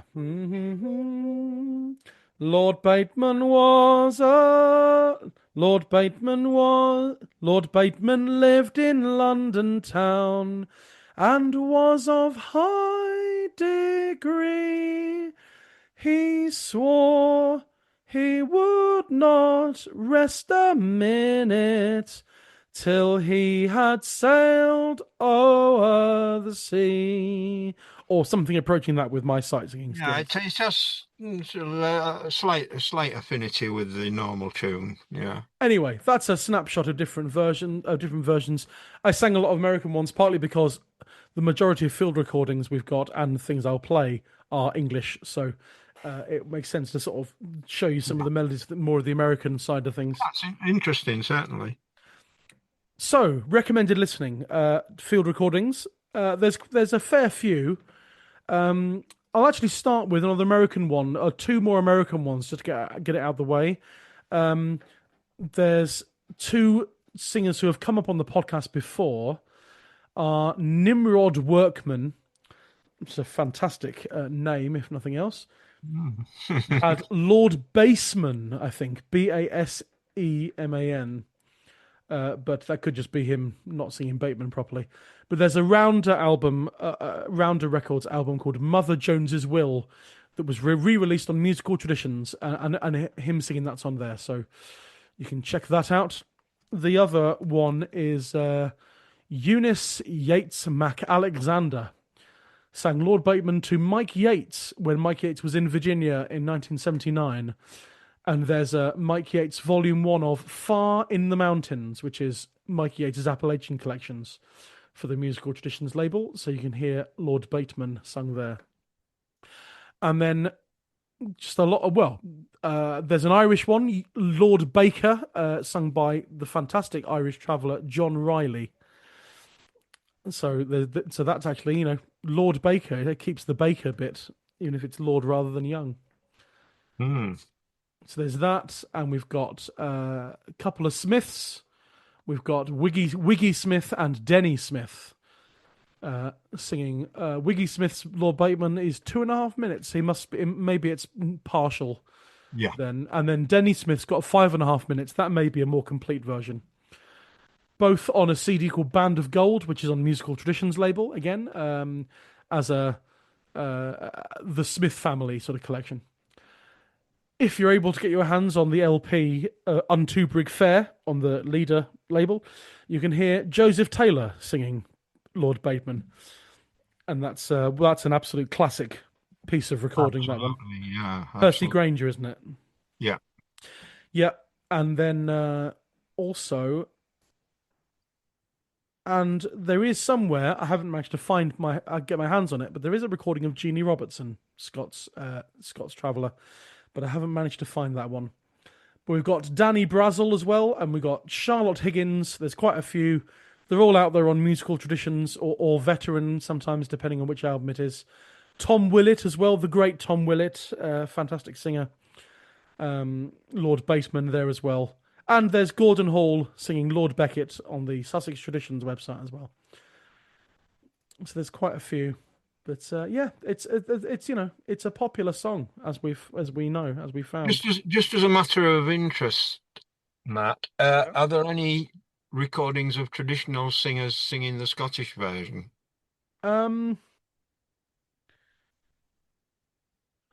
I don't know. As far as I can tell, they're all Bateman rather than Beaky or Buchan or Yeah, anything. I think.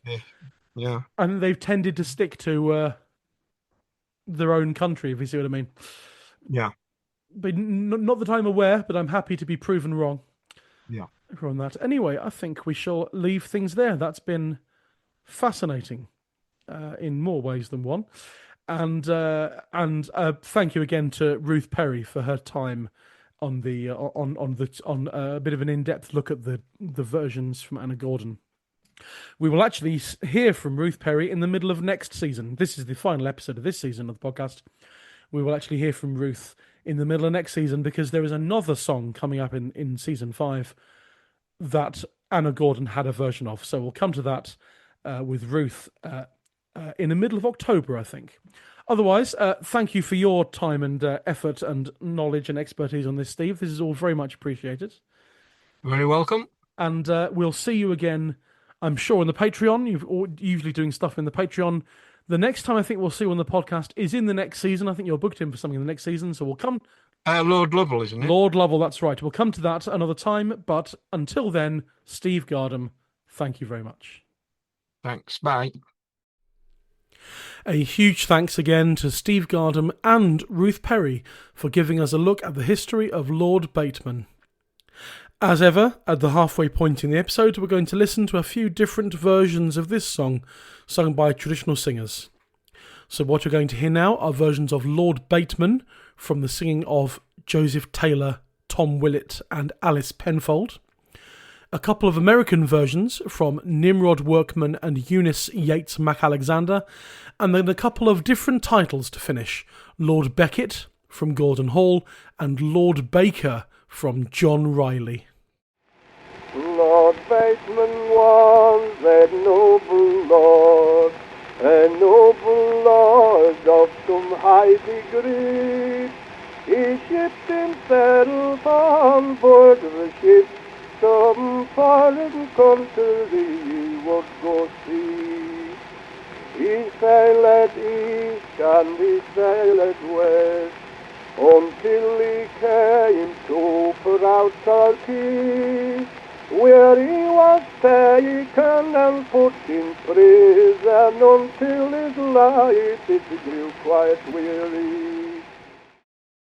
She stole the keys of her father's prison and swore Lord Bateman how she would go and see. I can't get up and going.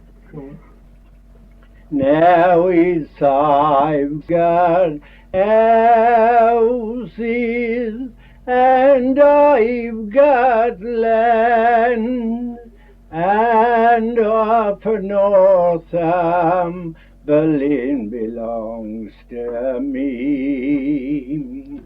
I gave it all to you, fair young lady.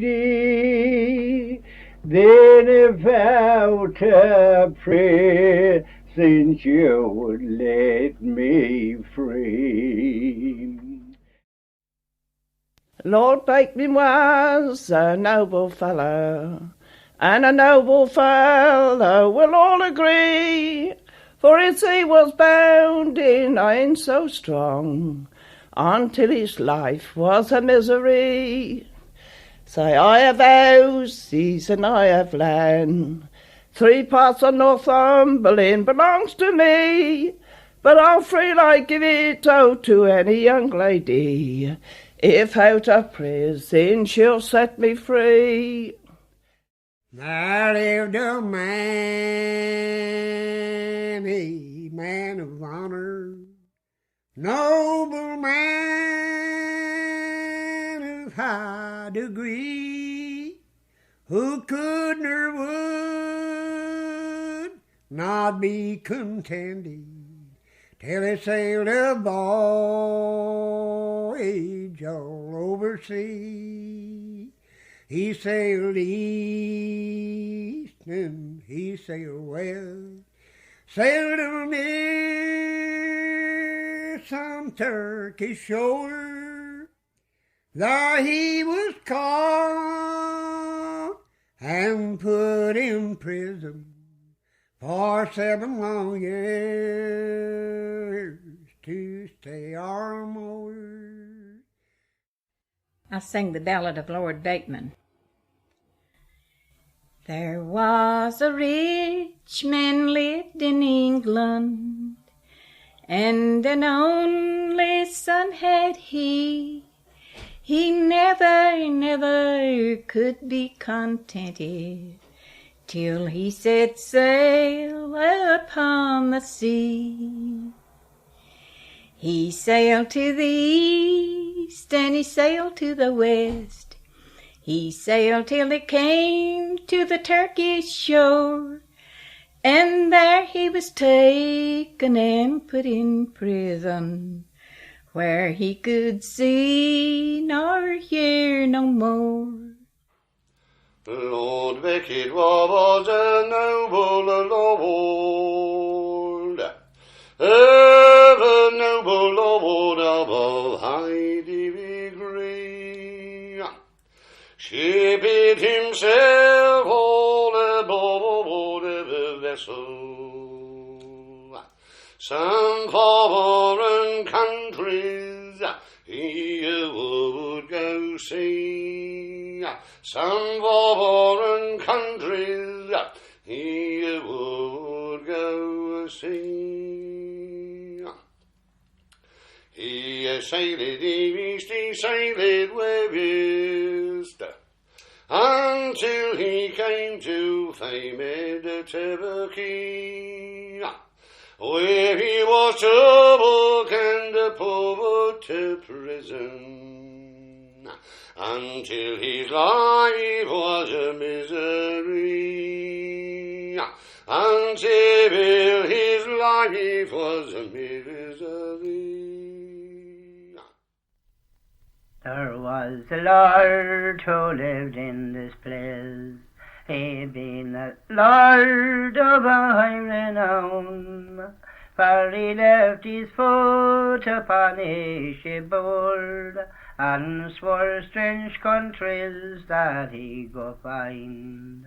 For he travelled east and he travelled west, and half the south and east also, until he arrived into Turkey land.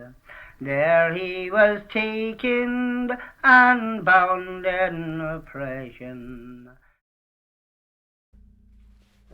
And you can find the links to those tracks in the show notes. I just want to take a minute or so now to tell you about our Patreon.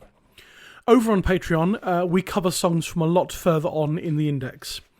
As you can imagine, as we're going through numerically from 1 onwards, and this is number 40, there are some songs on here we'll just never get to cover, at least not in my lifetime anyway. And so the Patreon is a way to do that, is to cover songs from a lot further on in the index. And so our main strand of episodes on there is called Singer's Choice, and it's a chance to have one singer guest for 3 episodes, and it's their choice of song. So far we've had mini-seasons from Nancy Kerr, Mossy Christian, Rachel McShane, George Sansom and Jess Arrowsmith. Also every year we do a carols mini-season where we delve into the world of village carols and similar songs. Our other strand is called Spotlight, and it's a chance for us to delve into some subjects other than songs, such as song collectors, traditional singers and song collecting in different regions or areas of the country. We have 2 subscription tiers on Patreon, £5 per month and £10 per month. £10 per month will give you access to all the bonus content, whereas £5 per month will give you access to just some of the bonus content. If you feel so moved to support the podcast financially and receive regular bonus content in return, then Patreon is the way to do it. We're currently in the middle of a Singer's Choice mini-season with special guest John Doran, where we've covered 3 songs chosen by him. But this week, the Patreon links directly back to this very podcast episode. And it's another in our semi-regular Spotlight series, and my guest Ruth Perry will be on to chat about her new book and to give us a full singer spotlight look at the life and songs of Anna Gordon, Mrs. Brown of Falkland. Sign up to hear this and more at patreon.com/intheroud. On to the second half. I realise this episode is going to go on quite a while. On to the second half of this episode. I've been excited for people to hear this chat for a while now. I had a conversation about folk songs, folk singing, ballads, and all other things, as well as Tom Willett's version of Lord Bateman with this week's singer guest, the great John Kirkpatrick. Well, hello and welcome to In the Roud, John Kirkpatrick. Hello. Hello, Matthew. Thank you for having me. Oh, thank you for being had. It's it's lovely to see you, albeit through our computers on Zoom, because that's how I do most of the interviews. But it's great to have you on the podcast anyway. Well, I hope I've come up to the high standard which you've already established with your other guest speakers and singers. I'm sure it will be. How are you? How's things? All right, thank you. Yeah, I've just been doing an unreasonable amount of Morris dancing the last few weeks, so I'm slightly knackered. and I know I'm too old, but I can't help it. No, that's great. It's good to see you out and about doing it. There's yes. people like yourself and Alistair Anderson who seem to have an unbridled level of energy, which something I don't possess particularly. I'll give you my secret potion when we finish talking. Okay, all right, yes.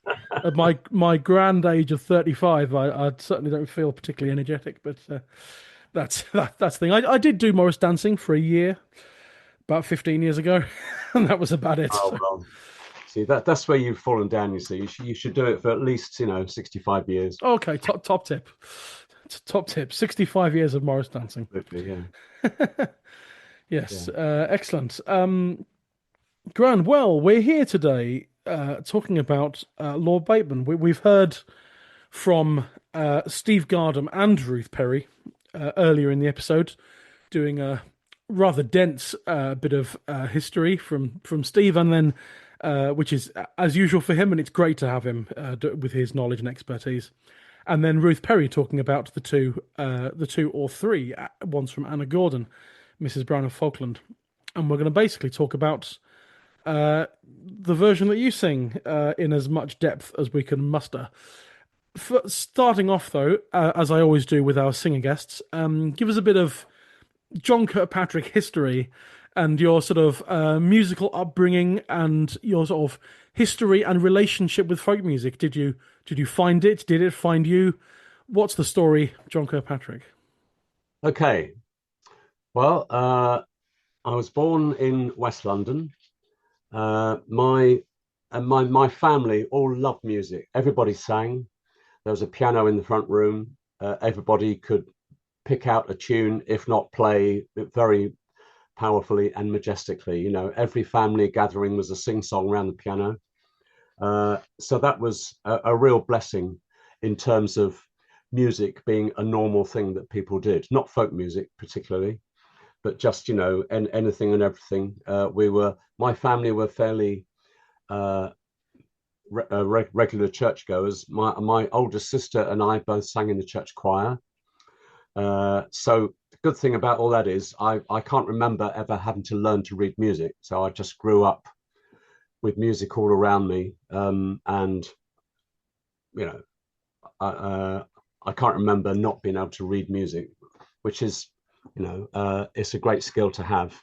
And especially if you're a singer, you can just look at a page and know how it goes straight away without having to find an instrument to pick the notes out on or something like that. So that was a great start in life. Music. No professional musicians. My grandfather, who died before I can remember him, had been quite a singer. He was the soloist in his local choir in Islington in North London. And there are a few newspaper reports I found. His name was Fred Roberts, my mother's father. And he's mentioned as being the solo singer at various do's, around early 1900s in North London. He was born about 1880. So, lots of singing. Everybody had some good, good, strong voices as well. And quite a few of my relations sang in church choirs and other sorts of choirs. And I played the piano, I played the recorder at school. My first ever appearance at the Royal Albert Hall was as one of about 5,000 children playing recorders at some ghastly London schools thing, where Patience Burrows and I had to represent our school. So, it's downhill from then on. And then in the church that we always used to go to, St. Paul's Church in Hammersmith Broadway, still there. And this is before the flyover was built, so that's how long ago this was. It was quite a thriving church. My sister and I were in the choir. Lots of families with youngish children, teen children. And there was a men's group, a women's group, mothers' union, a youth club, lots of different groups, all the people who went to the church. But there wasn't anything that everybody could do together. So the lay reader, who was from Dorset, had done country dancing in his youth. And he said, let's have a country dance group, because then everyone can muck in together. And they got in touch with Cecil Sharp House, and they sent somebody along on Friday nights to do country dancing. And one week it was with the live band, and the other week was with records. And Hugh Rippon was the name of the person who came down from Cecil Sharp House. So he would have been... Wow, Hugh Rippon. I was 12. This is 1959. And he was about mid-20s, I think, then. So he was a great evangelist, great teacher, very entertaining, very irreverent, but knew all his stuff. He was a historian. He got a history degree. So, he was interested in the background to everything. And he was fabulous. And I hated country dancing at the age of 12. But he said, all these young lads here, I'll start a Morris team. So Hammersmith Morris Men began. In the first week, somebody broke a finger in a stick dance. So I thought, this sounds like the sort of thing I would enjoy. So week 2 onwards, there I was. Hugh had just started learning the melodeon. So, and he encouraged anybody who had any music in them to bring whatever they played. So I went along with my recorder and felt a real twat by playing a recorder for this lusty Morris dance music. And then he, after a while, he lent me a melodeon and said, here we are, have a go on this. You get one note when you push and a different note when you pull. That was my melodeon lesson.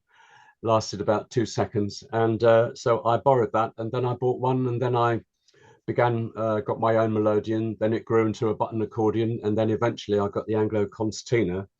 So I still play all these things originally for Morris dancing. I still do Morris dancing and still love it. And then I played for country dancing and Cayley's, and eventually understood some of the good things about dancing with young women of a similar age, and I loved that as well. So I was very, very active. I studied dancing. Everybody I knew was dancing, playing for dancing. Everybody was very committed and into it. It was such a lovely thing to do. And we started going to folk music camps in the 1960s. Bill Rutter, who was working for the English Folk Dance and Song Society at the time, started off these folk camps. They're still going. My family just happened to be on holiday in the same village as the first ever folk camp, which is in Dorset, Chiddock in Dorset. And we saw a little sign up saying country dance evening in the village hall on Thursday, come along. So we all went along. I was still very awkward, but everyone was very friendly. My mother could speak, talk the hind legs off every donkey within 100 miles. So she was immediately best friends with everyone in the room. And on the Friday night, we went to the camp. We were invited to the camp to, sit in on their final night. And then the next year we went to the camp. And then the next several years, my mum and dad stopped going, but my sister and I went, and I went for quite a few years, eventually being a folk camp musician. And at these folk camps, lots of people were singing traditional folk songs or American style stuff, guitar-y stuff. And so I've got the idea of singing, after you're too knackered to dance anymore. And I also heard singing at Morris dance ales. People would sing hearty drinking songs like Jones's Ale and lots of songs about booze and sex, which was perfect for me at that time. And indeed still is. And then Hugh Rippon, who was working at Sussex Sharp House, he used to bring along the LP series, initially published by a record label called Cademan in America, of Folk Songs of Britain, and British field recordings of traditional singers from all over Britain. Just very few complete songs. They're mostly like 2 or 3 verses, and then they go to a different singer singing another version of the same song. But I absolutely loved it, and I was fascinated by this style of singing, and it was like an alien life form, you know. And I became addicted to that and learned quite a few of the songs off his records.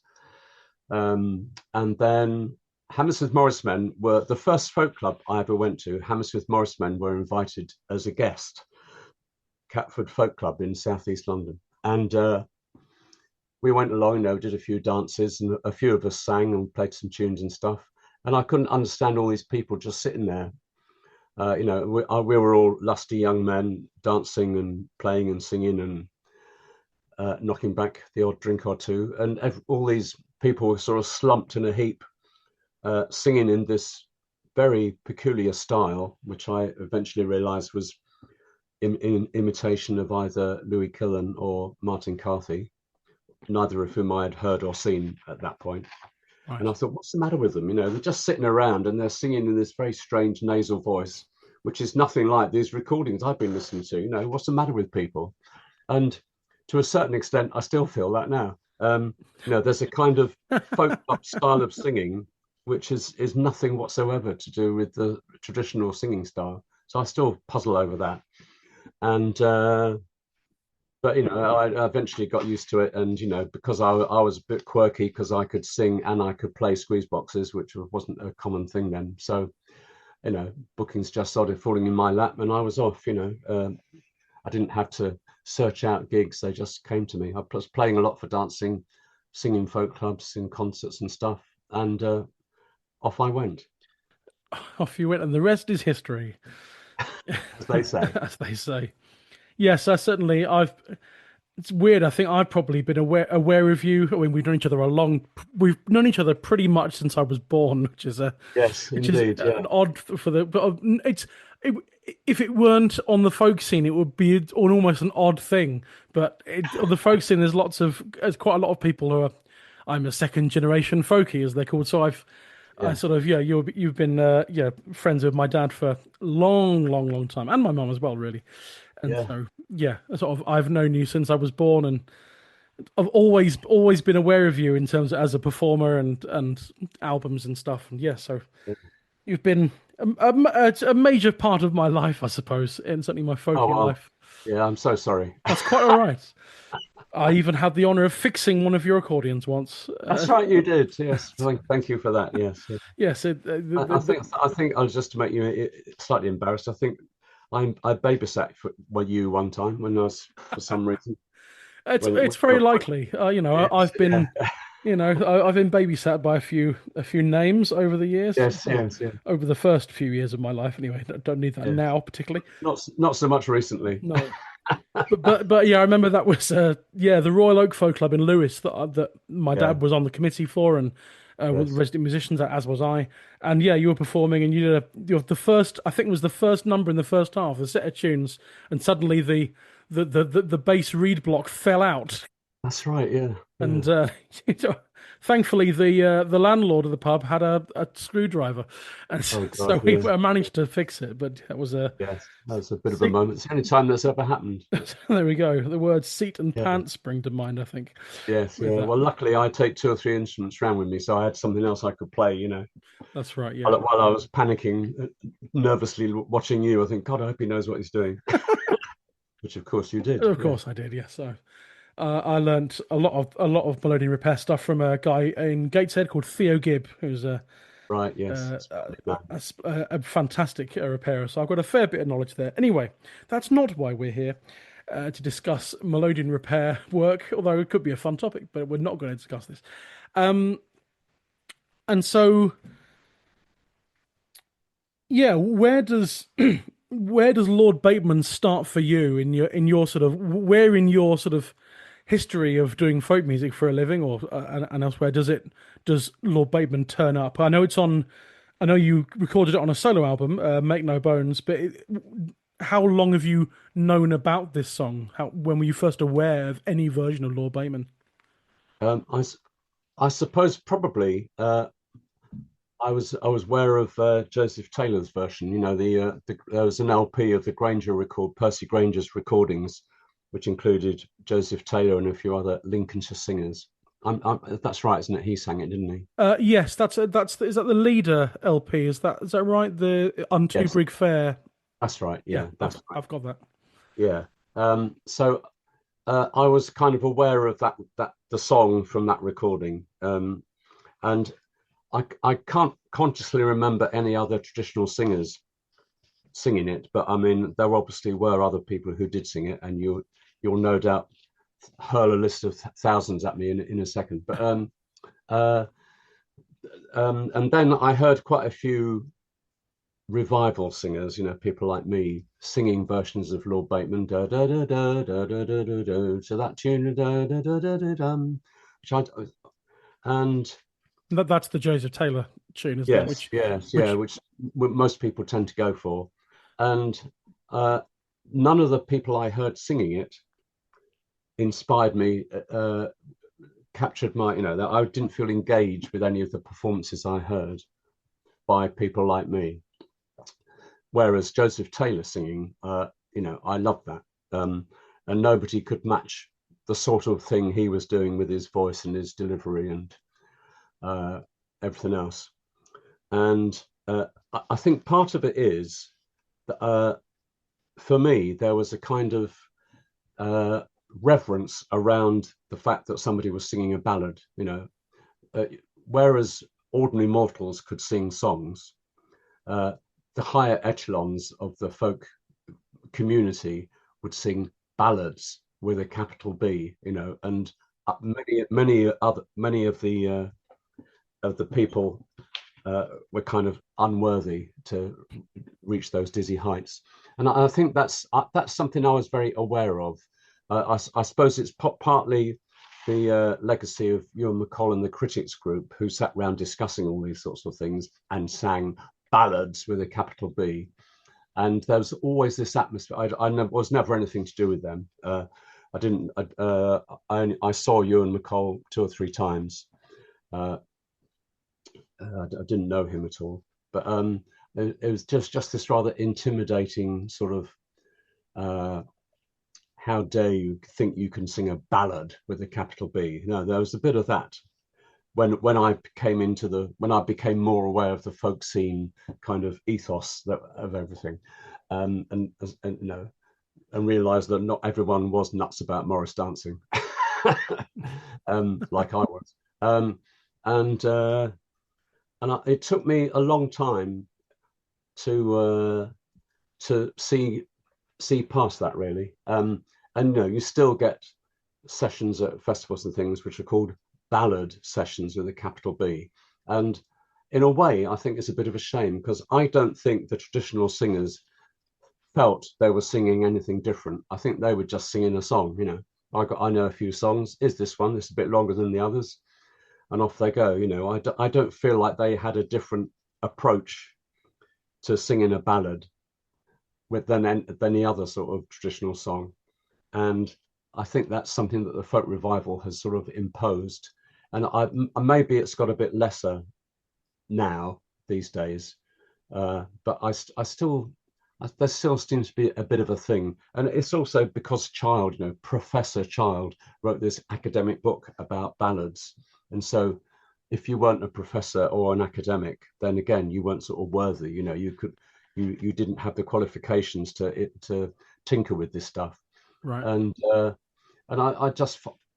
I found it all rather alienating, and you know, it was a long time before I felt brave enough to have a go at any of these things. And in the case of, you know, I've sing a few child ballads now, or I have done in my life, and in every case they're based on something that has been collected orally in you know, either on a recording or pencil and paper in the old days, you know, rather than start with the child book and make something singable from there. So I think when you hear somebody singing a song, especially a traditional singer who isn't obsessed about academic background to what they're singing, they just sing it. That's kind of speaks to me and engages with me. So I heard a lot of people singing Lord Bateman in folk clubs and what have you, and I thought, oh God, here we go again. You know, and it's such a, you know, it's a great story, and some people are so kind of reverential about singing a ballad with a capital B that they seem to kind of lose the joy and the fun of you know, it's a great story. There's some quite sort of comical moments in it. There's an ice cream band going past now. Is it playing Lord Bateman? That'd be really good. Yeah, no, they should get one for folk festivals. They could play popular folk melodies on the ice cream van. Yes, have to be in C. Yeah. So makes your mouth water. Yeah. So lost the plot now. So yes. You know, I sing a version of the Raggle Taggle Gypsies that I got from a version collected from Gypsy Children in Shropshire.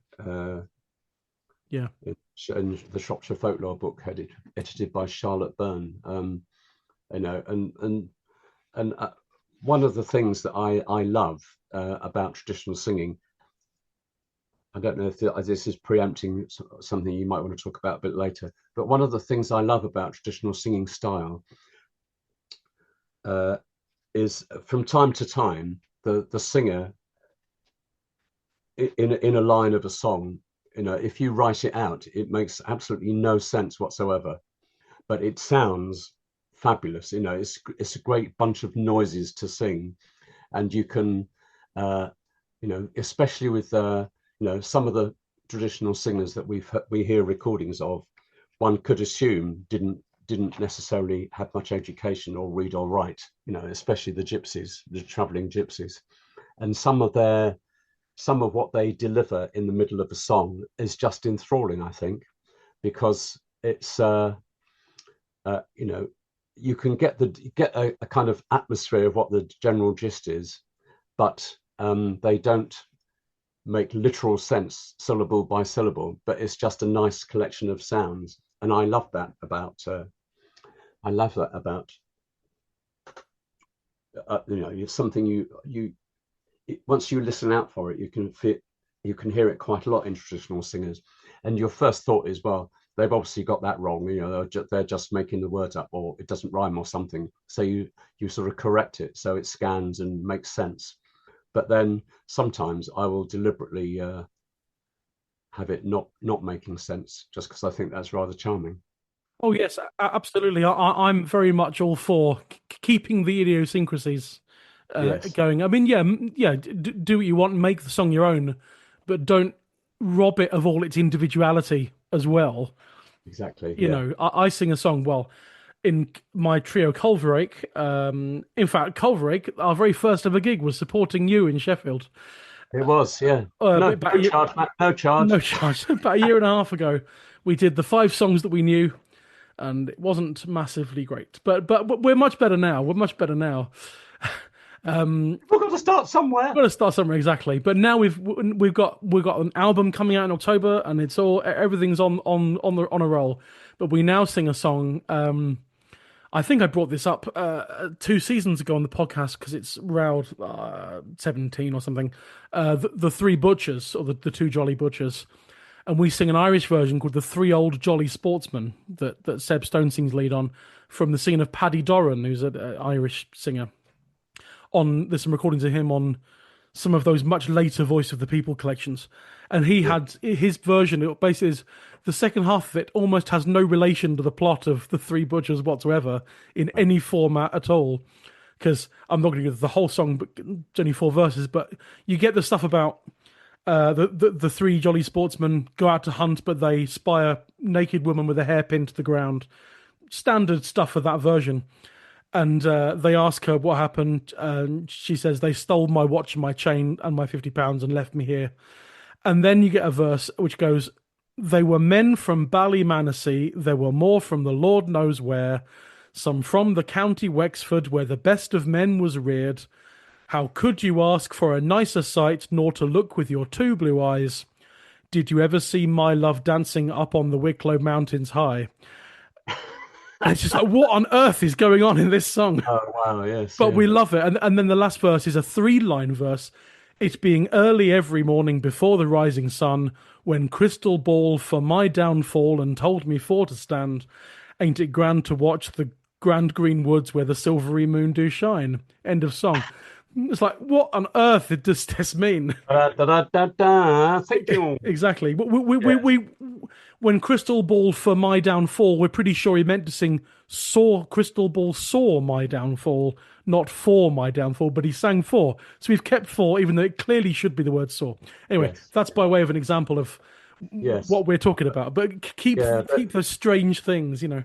Yes, but it's lovely, the quality in recordings of traditional singers, and obviously sometimes that, presumably, I mean, they must be quite, the singer must be quite unaware that they're kind of not being literally correct, but they're just singing what they've always heard, or just making a nice noise, And I think it's lovely. I absolutely adore that. Whereas if you go to the child ballads, for example, or a lot of the earlier academic collections of these songs, everything like that has been evened out and corrected, Indeed, yes. You have to sort of, because no matter what source you find a song from, that source has, whether deliberately or not, done some editing and censorship themselves. Yeah, and it's one thing I've learned through this podcast, and especially Steve Roud, who drums it into me every time I speak to him. Don't take anyone's word for it.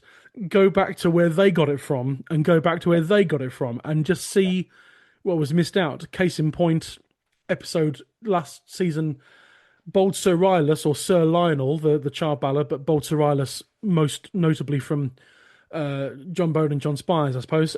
We had John Wilkes on as the singing guest, and his version was The Jovial Hunter of Bromsgrove, which he got from a Roy Palmer book. Yes. And Roy Palmer, I think John Wilkes had got rid of one verse himself from the version in Roy Palmer's book. And Roy Palmer said that he got it from Child, it's in Child Ballads, but had removed 2 or 3 verses. So we went back to look at the original Child to find it was exactly 4 verses longer than what John ends up singing. And so, you always have to just don't take anyone's word for it. Do the work for yourself. Look at all the different ones and see if you can find a sort of a through line from source to source. See what's different and make your own mind up about what's there and what's not. Sure, yeah. I think it's very.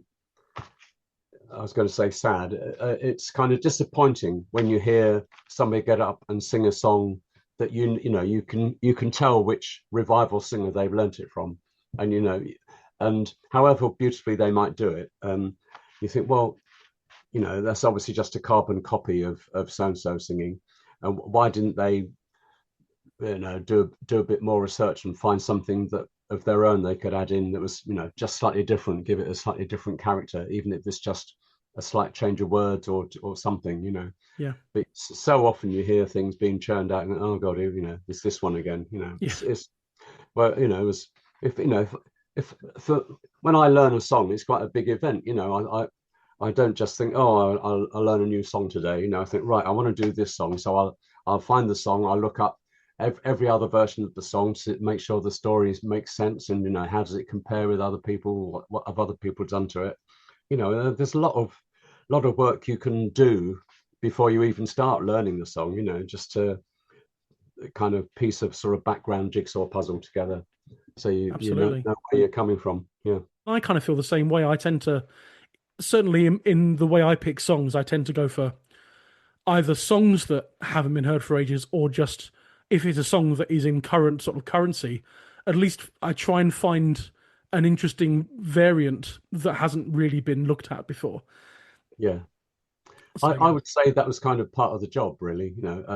For people like me, part of my life is that I'm a professional folk singer, so I feel that I shouldn't just do stuff that other people have done. Exactly as you just said, either find a completely different version of whatever is going around, or different way of doing it, or just try and find new songs. And we're so blessed in this country that there are millions of books, recordings that you can pile through, and if you can't find a song that people don't know very well, then you shouldn't be there. Go and stack shelves or something. Yeah, there are people who say, "Oh well, yeah." Well, I find this actually sometimes that you look at. I'm not. It sounds like I'm now moaning about my generation on the folk scene. I'm not at all. Well, it's all great. I mean, I love pretty much what everyone does with songs and song choices, but it does seem occasionally like we're all looking for the same material. But the thing is, the Roud Index currently stands at almost 50,000. There are all the different variants, but there's about almost 48,000 different songs in the Roud Index. Let's look at some of those other songs rather than just things. But by the nature of the Roud Index and this podcast, we're going through a lot of quite well-known songs. But there are, even in the early numbers, there are some songs no one's ever heard of. We covered two child ballads earlier this season that basically no one sang for centuries. But it's just. Yeah, so if and when I have the time to actually do a bit of digging, I like to try and find that sort of thing myself. I just wanted to say something about what you were saying earlier about the whole thing about ballads with a capital B, and that there are now, you get things at festivals and places that have like dedicated ballad sessions, and the way that's a totally valid opinion. Actually, you were saying about that it feels almost a bit elitist now to have like separate ballad sessions, as if that's where we go to sing like the ballads.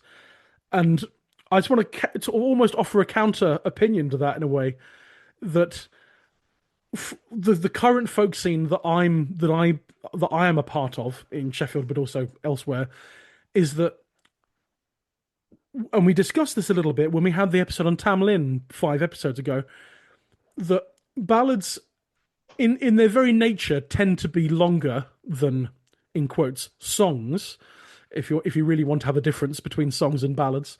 Mm-hmm.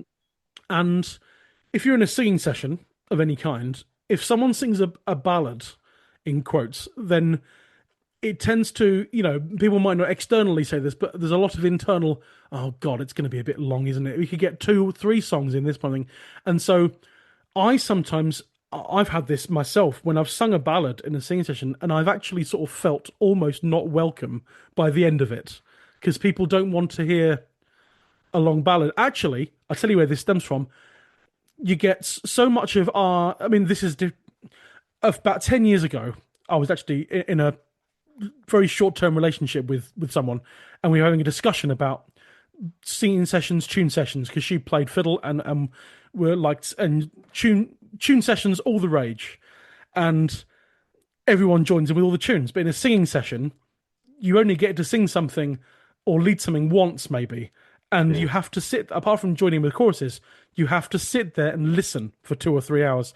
And a lot of people whose main kind of sessioning experience is tunes, where you're involved the whole time, it's a bit of a stretch and a big ask to effectively not be involved for 3 hours, apart from one 5-minute section.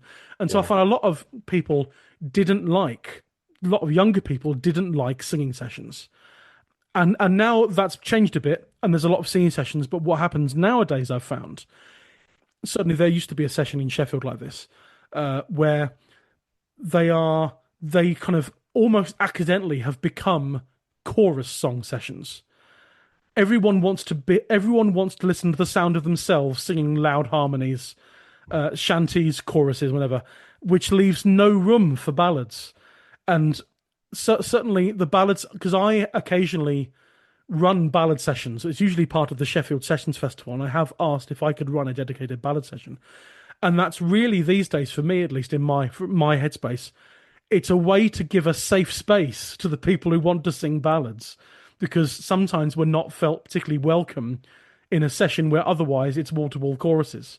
So I think it's just that there's a what's the word? There's a balancing act, I think, sometimes between when we're allowed to sing these things and when when we should, but Yeah, I think that's fair enough. That's absolutely fair. I mean, when in the early days of folk clubs, it was all chorus songs. You very rarely heard anything that didn't have a chorus, and people went along because they enjoyed just joining in the choruses. And if a song didn't have a chorus, people were kind of grinding their teeth slightly. Yeah, because that was the reason you went to a folk club was to sing your socks off in the harmonies and in the choruses. So and then gradually we've all become a bit more earnest, and older, of course. But I think, yes, I think if you're in a session, I think, yes, you have to sort of read the room a bit, don't you? And yeah, think, absolutely. And it's something that you get good at the more you do it. Performing as a performer, and you can tell, is this bunch of people ready for a ballad that lasts 10 minutes, or would they rather have 3 short songs with jolly choruses? So that there's I think you develop a sort of sense of what's going to go down and what isn't. Oh yeah, absolutely. I have spectacularly misread the room a couple of times in my life. Well, we all have. We all have in that respect. But it was, yeah, and there are sessions that I've seen billed as like anything goes, essentially. But nevertheless, they've descended into like wall-to-wall choruses. And if I want to take advantage of the anything goes thing and sing something that lasts 7 or 8 minutes, it does feel like everyone's just sitting there waiting to start up John Ball or whatever, and and I love that song. I love all songs are great, more or less, and I'm very happy for it. But sometimes variety is good. And exactly. There's a level of, I think, just wouldn't it be nice to just sit here in peace and listen to one person singing for 7 minutes? Yes. I found wall to wall, 3-hour chorus song sessions quite exhausting and quite headache inducing, personally. Yeah, they are. Yeah. Unless you've got lots to drink, I suppose. Well, there is that. Yeah. I've started singing a version of The Banks of Green Willow, which you've heard me do, I know. Yes, I will. We were all very bowled over by that, I must say, at your gig in Sheffield a few months ago. Thank you very much. Thank you, fans. And it took me a long time to work up to doing it, because it's quite a piece. It's very intense, and I had to sort of be firing on all cylinders to kind of carry it off. Yeah. And I decided I started off by kind of announcing it and introducing it and saying, this is, you might recognize the version of this tune from the George Butterworth's famous orchestral arrangement, blah blah blah, and you think it's going to be this beautiful story, and then it's horrible about nasty sailors who are complete bastards, and then in the end I decided it was more effective just to do it, just to not say anything, just to start in and just do it. And I think because we're so used to people introducing what they do and giving a bit of background, or what where they got it from, or a sort of idea of what the song is, you can kind of spoil the surprise. Where if you don't know anything about what you're about to hear, you might get a more genuine sort of response. And I can remember I did it at a folk club somewhere. It might be one of the first times I'd ever done it, and a friend of mine who was there said they'd taken a friend to this folk club for the first time ever. They weren't folkies, they didn't know anything about anything, and in the middle of all this jolly rumpty tumpty tunes that I was doing, and songs and this, that and the other, I did The Banks of Green Willow, which lasts about 8 minutes the way I do it. And they said that their friend couldn't stop talking about this song, because they were just stunned by it. It was so unlike anything they'd ever come across, and it was their the thing that had most impressed them and what they heard that night, which I took as an enormous compliment, that somebody who's not of our world, as it were, sort of picked it out and said, so that you kind of assume that people's attention span is just getting shorter and shorter and shorter, because we're all glued to our iPhones and TikTok and everything, which, if it goes more than 5 seconds, you get bored. But I think a lot of people, especially people who enjoy traditional music, they're not like that. They have got an attention span, otherwise they wouldn't be listening to people droning on singing ballads. Yeah, I guess so. I think I was discussing this very thing with Piers Corley, who was the singer for the Tamlin episode, about attention spans and people sort of singing these the sort of the more epic length of long ballads, and I think it's just the length, it doesn't really matter in a way. I think it just has to be sung in an engaging manner. Someone who has an enthusiasm for the thing they're singing can make a song effective for an audience, no matter how long it is. It's just I think it's, as long as it's not the length, it's how you use it. If you see what I mean, it's how you use the song. If you pardon the slightly rude metaphor, but and so that's all it is really. And I have the same thing. And we're talking about. We'll come back to Lord Bateman in a minute. Talking about the songs. There's the two longest songs that I have in my sort of current repertoire. One is a version of Lord Bateman, and one is The Death of Andrew that I sing with George Sansom. And it's just odd that the two longest songs that I currently perform are the two that I have the most to say about. Consequently, I tend to do the longest songs in my either solo or duo sets tend to be the one with the longest introduction, which can really carve out too much time in the set list. And I have to find myself garbling the introduction sometimes because I want to get all this information out and then sing the 12-minute song. So you have to that's a bit of a balancing act in finding the right length introduction to the epic song. Or like you, just don't bother and get on with it. Well, I think we a lot of us tend to talk a bit too much, present. It's easy to be tempted to talk too much when you're introducing things, and the songs and tunes that we sing and play are fantastic. So in a way, just start doing it and not give anybody any preconceptions or expectations or anything. Just think, I wonder what this is, boof, and just kind of slam them against the back wall with it. I think that's often a more exciting way of delivering a song than saying, okay, this is a 12-minute ballad, so get the kettle on, ha ha ha. If you need to go for a wee, go now, ha ha ha. And we make sort of light of all that sort of stuff. But and sometimes I found myself deliberately scheduling a song after it that I have barely anything to say about it, so then I can do a bit of a back introduction to the longer one, talk about it afterwards, as well. So there's all sorts of ways around it. But anyway, one of those longer ones I do is a Lord Bateman. He said, attempting to bring the conversation back to Lord Bateman. Where were we? That's where we are. So the version you sing, where's that from? It's based on the tune sung by Tom Willett, who's a gypsy singer from Cockthorne, is it? Sorry, my you can hear all the messages arriving on my computer. Where does he live? Surrey, Sussex border. Oh, is he from there as well? That's where Pop Maynard. Oh, Cockthorne. Yeah, that's right. He was good friends with Pop Maynard. Maynard, that's right. They knew each other. They were good friends. Yeah. Oh, amazing. But Tom Willett. Tom Willett. He's one of my favourite traditional singers. In 1962, I think it might have been, Topic Records issued an LP called The Roving Journeyman. That's right, yeah. So Tom Willett and his two sons, mostly Tom, the father, singing unaccompanied songs. And this was the first LP you could get of traditional English singers, apart from the Folk Songs of Britain series, which had by now come out on Topic. So this is early 1960s. And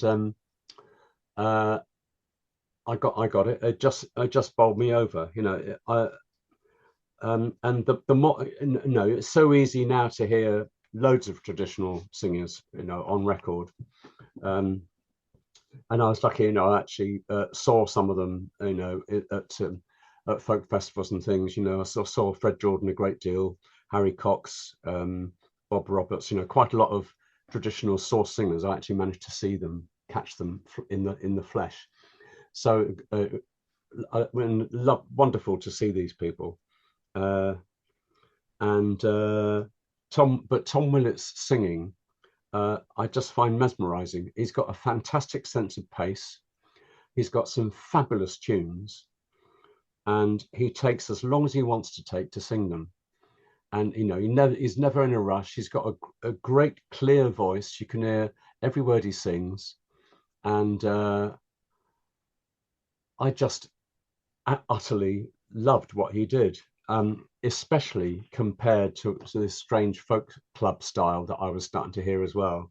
And I thought, God, you know, why don't people sing like this, you know? And I can remember having a conversation with Jim Eldon from Bridlington, the Bridlington fiddler, isn't he? That's right, yeah. And he, you know, he's done quite a bit of collecting in that area of Northern England. And he said, as a rule, he only sang traditional songs that he had collected himself, apart from Tom Willett's Lord Bateman. I noticed when I was gathering a list for the modern recommendations, I noticed that Jim Eldon sings the same one that you do, and in the same key that you sang it in as well. Oh, really? I'd noticed that, yeah. Not that it makes a difference, but you know. We spent months discussing what key we were going to sing it in. Of course, yeah. So that kind of made me think more about this Lord Bateman. You know, I'd been listening. You know, I'd been listening to this Willett family record, and I've learnt a few of the others, some of the shorter songs off it. Like, yeah, I noticed you'd plundered it a bit. Yeah, I have. Yeah, the Roving Journeyman, riding down to Portsmouth. I sing his tune to the Game of All Fours now. Yeah, Rambling Sailor, I got off there. One of his sons sings, and I couldn't understand why everybody was singing the Martin Carthy version. Whereas, you know, the Willett family are going, I am a sailor, stout and bold, many a time I have ploughed the ocean. You know, it takes hours. And I thought, God, why don't people sing like that? What's the matter with all these stupid folk club people? And, you know, it was just so different, so utterly different. And Lord Bateman, his Tom Willett's tune of Lord Bateman, I just eventually thought, oh, you know, I think I'd heard yet another folk club singer do it in a rather insipid way with an insipid guitar accompaniment. I thought, right, I'm going to have to learn to do this song. it won't keep away any longer. Sure, yeah. It's a fantastic LP, that the Roving Journeyman, and yeah. Although I think actually, maybe from Copthorne, but I think all the recordings were made as it recorded by Bill Leader and Paul Carter in the Singers' Home on a caravan site near Ashford in Middlesex in 1962. But it was a caravan site, and they obviously travelled, so you know, there's that as well. In the musical traditions, you know, all their recordings are now available. There's two CDs. There's the musical traditions one, and there's another one by, I've forgotten the company now. It's the same recordings. In fact, the other one's got one or two more by Tom's brother, who's called Noah. But anyway, it's the same thing. One of the things I liked about this Tom Willett's tune is, and I realized, you know, I was kind of singing it over to myself. To me, it sounds like it's the second half of a verse. The tune, it sounds like there's a first bit of the tune. So the tune, I'll just lie you the tune. It goes, la da da da dee da da da da da, la da da da da dee da dee da da dee. Dee dee diddle dee dee dee dee dee dee dee dee dee dee dee dee And so it starts la da da da da da da da da da da, and it sounds to me as though that's like the second half of a verse, which would start la da da dee da da da dee dee dee dee, or something like that, go low down, and then it goes up for a big climax in the second half. But his tune, Right. you know, and it's just you know, it's something that dawned on me that the effect of that is that to me it sounds like it gives a propulsion to the story, because the tune feels like it's always carrying on from something. It's not just the tune. It feels like, you know, we're so eager to get on with the story that we must sing out the first half of the tune, which is a stupid thing to say, because he was just singing the tune. But you know, when you've heard a few million of these sorts of tunes, you get a kind of sense of how they work. And it just struck me that there's a quality about his tune, and I never heard anything like his tune anywhere else. No, not the I was just about to say, I've not come across anyone else on the sort of oral tradition side, the field recordings and things, of anyone singing anything that remotely resembles that. No, melody. And that was another bonus for me, you know, attacking this song, that I'd never heard anybody else sing the tune. I still hadn't, apart from his recording and me. And you.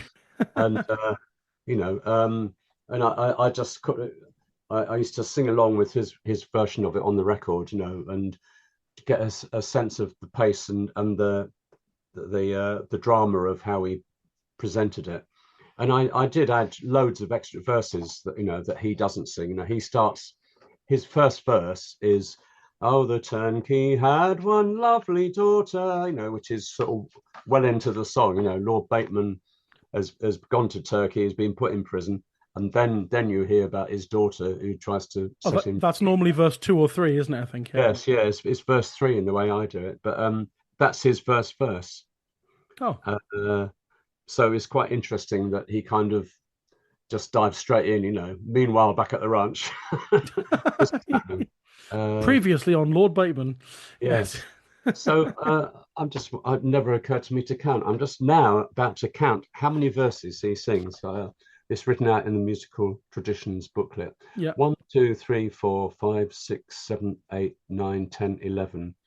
And there's 3 verses in italics, which I guess means. Is that someone like Mike Yates filling in some gaps or something? Filling the gaps, yeah. So that 11 verses, that's about almost 7 minutes on the certainly on the Roving Journeyman LP. That's about 7 minutes. Yes, yeah, and he's incredibly slowly the way he sings it. La dee da da dee dee dee da da da da. You know, dramatic pauses and everything, and you know, it doesn't sort of wear thin. It's just stunning, I think. And I've added a few verses from other versions, and you know, I'm not scared of making up a few lines if I think the story needs it. So I've got 24 verses in mine. Blimey! Wow. Which lasts about 12 minutes, I think, as you will shortly hear, if you haven't switched off by then. But then you don't sing it quite as slowly as Tom Willett. No, I don't. No.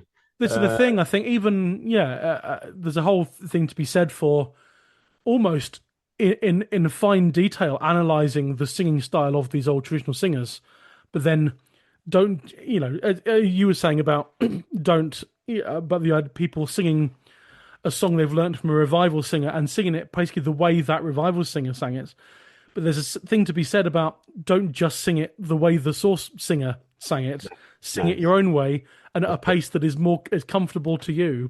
Because I sing, the Lord Bateman I've got is the one from Gordon Hall, which Sussex, and he had, you know, his epic ballads were epic in length as well, partly because how the speed that he sang them at. Yeah. You know, his Lord Beckett, was called Lord Beckett because he clearly liked the idea that this is based on Thomas Beckett's dad, but it's and it's got a more in quotes standard melody, but the way he sang it was kind of, Lord Beckett was a noble lord, a noble lord of high degree. And all of that jumping off point at the end, but it was like that. But it's like 20 ish verses, but it's like 17 minutes. Yeah. And if Yeah. I sing it, it lasts about 12 Yeah. usually. Yeah. And I sang that once, and Jim Eldon was in the room, and afterwards he came up to me and he said, in all seriousness, he said, I think you could have taken your time a bit more with that one. I was Yes. like, oh, thanks, Jim. That's actually quite Yes. refreshing to hear. Yeah. But yeah, so, and also Gordon repeated the last line of each verse so the audience could sing along, also Yeah. that he could have another puff of his cigarette and a swig of his gin and tonic. Because he couldn't get through a 20 verse. That was probably a 5-fagger, that song, I reckon.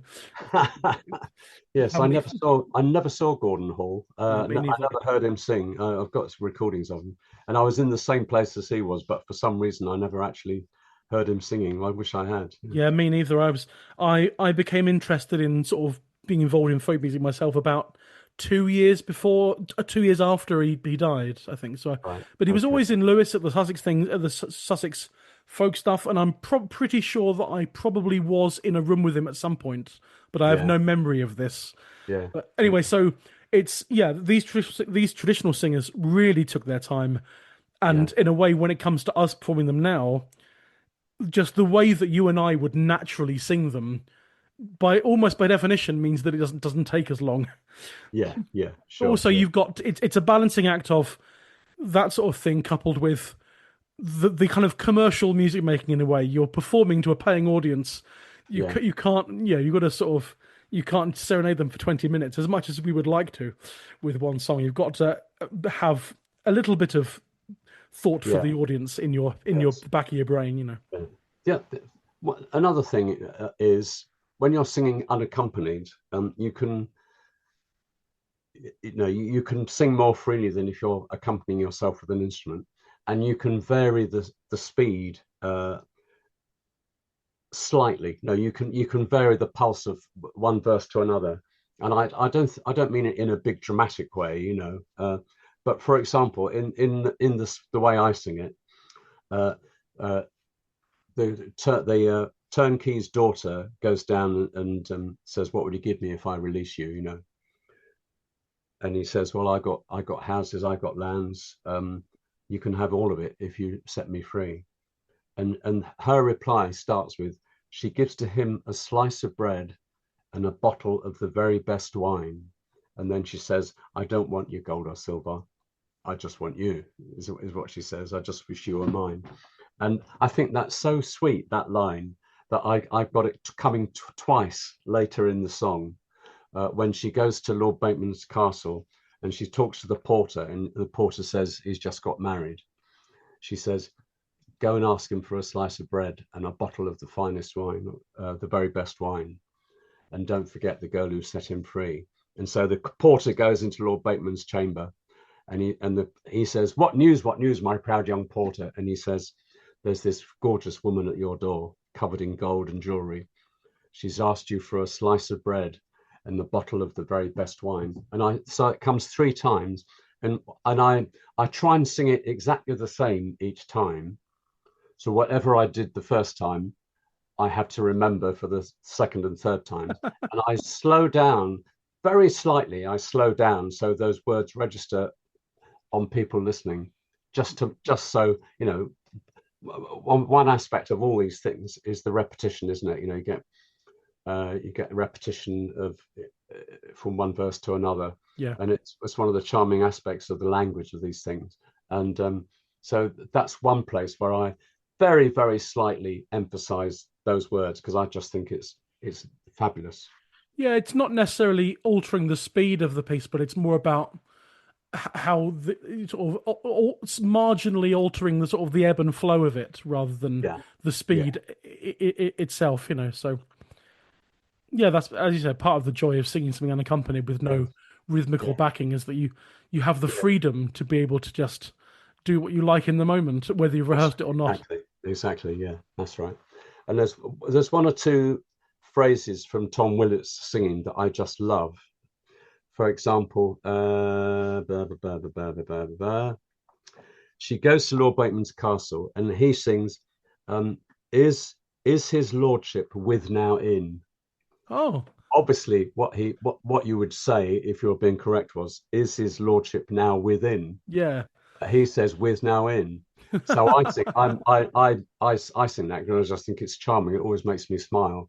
And That's once, great. much to my disgust, I said, "Is his lordship now within?" And I was so annoyed at myself because I Oh, sort of corrected, the kind of grammar, and I was kind of seething for the rest of the song because I was like, "Well, that's my best bit. It's my favourite bit." And the other thing which slays me in this story is the proud young porter. They got this very sort of touching love story set up, and years pass, and they travel across the world to find each other. And there's this proud young porter who seems to be sort of going for the Oscar, you know, um, and and he sort of rushes up to Lord Bateman to tell him that this woman's there. What news, my proud young porter? Oh, there's this woman, she's great, she's got a ring on every finger, she could buy Northumberland with the gold round the middle, and blah, blah, blah, blah, blah. And then the end of scene, he's yeah. out of the picture then. But it just seems so funny that all of a sudden there's this proud young porter, hogging the show. It's almost like that motif has been lifted straight out of Macbeth, with the porter scene in Macbeth. There's just this one solitary scene with the porter. Yes, yeah, that's right. It's funny. It's hilarious. Yeah, absolutely. Yes. So I've added a lot of verses to what Tom Willett sang. And another thing that drew me to this ballad is the name of the woman being Sophia. Oh yeah. Because my mother's middle name was Sophia, and I've got a lot of Sophias in my ancestors going back, all various branches of my mother's family. There were quite a few Sophias. And in fact, one of my granddaughters has got a middle name of Sophia, Benji's daughter. Because she was a Sophia or I can't remember how Tom Willett pronounces it now, Sophia, I think it is Sophia.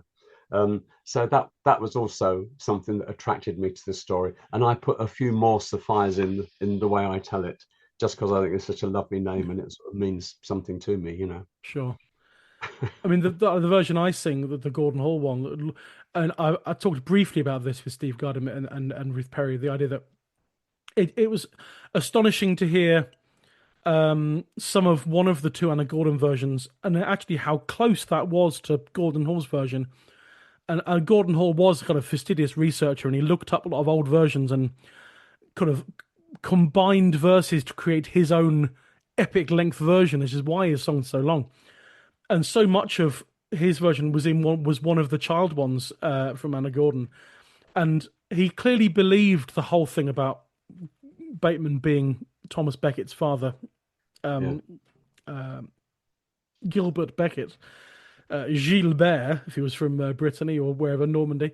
And so, and we know that Gilbert Beckett's wife was Matilda. So he's called the ballad Lord Beckett, and he's Lord Beckett for the whole thing. Yeah. And then he obviously has taken the standard version and then molded it into what he thinks the origin of the ballad is, this Beckett theme, because she is Sophia, and then once we get past the whole, they're reunited and they've had the conversation with the young bride's mother, and sent her off with Coach and 3 or Coaches 3, depending on how far back you want to go. And then we get, Lord Beckett prepared another marriage, and the sort of the ending of the song. In this one, we've got, he's taken her to St. Paul's Churchstone. There he did kiss her both cheek and chin. Changed her name to Fair Matilda, no more to be called Sophia again. He's clearly written a few verses to get it from what we know back to what he thinks it should have been. Yes, and so then she's Matilda, and it ends with Beckett prepared another marriage, both their hearts full as glee, saying, "I'll go no more to foreign countries now that Matilda has crossed the sea." And then we get two more verses. He added a postscript, which was, "Now 18 months is gone and past, and 3 short days well known to me. Matilda was delivered of, a lusty babe named Thomas was he." He's added this stuff. And then you get one of those moralistic endings, which ends with, this is the thing I always talk about with Gordon's one, about he obviously liked the idea, doesn't happen that much these days, but in Irish songs, they say America. Yeah. Which is sometimes part of the Irish accent, but also because it has to rhyme sometimes. So it's a bit of a mishmash of reasons why they get them okay. Yeah. But Gordon did this in his version. I mean, we're not focusing on this version today, but he did. He did sing. We get like I have houses, I have land. 3 parts of Northumberland belong to me, not just half. 3 parts, alarmingly specific. But you get when Sophia goes off to search for him. We get she sailed up and she sailed down until she came to Christendee, because it has to rhyme with me in the next line. So all that sort of thing, and then the porter telling Lord Bateman about Beckett about her. She has rings on every finger, and on one finger she do wear 3, with as much gay gold hung about her brow as would by the half of Northumberlee. Yeah, Which is so silly, and I've kept it because it's so stupid. yes. Then in the last verse, we then get, young men and maidens, hark this tale. Pray, yes, show your love some constancy, for perfect love comes from above, as is shown by Gilbert and fair Mathilde. Oh dear. I keep it because I think after a 12-minute ballad, it gets a huge laugh. Yes, yeah. Mathilde, I think it gets a roar of laughter, and I think that's a good release after a 12-minute Yes, ballad. yeah. But yeah, so Gordon had these sort of he molded it to fit what he wanted to do, and then added a couple of final verses in. Where does your version end, the Tom Willett one, or how? My version ends where he sends his first bride back on a coach and 3. Yeah. In a coach and 3, and then he asks Sophia to forgive him and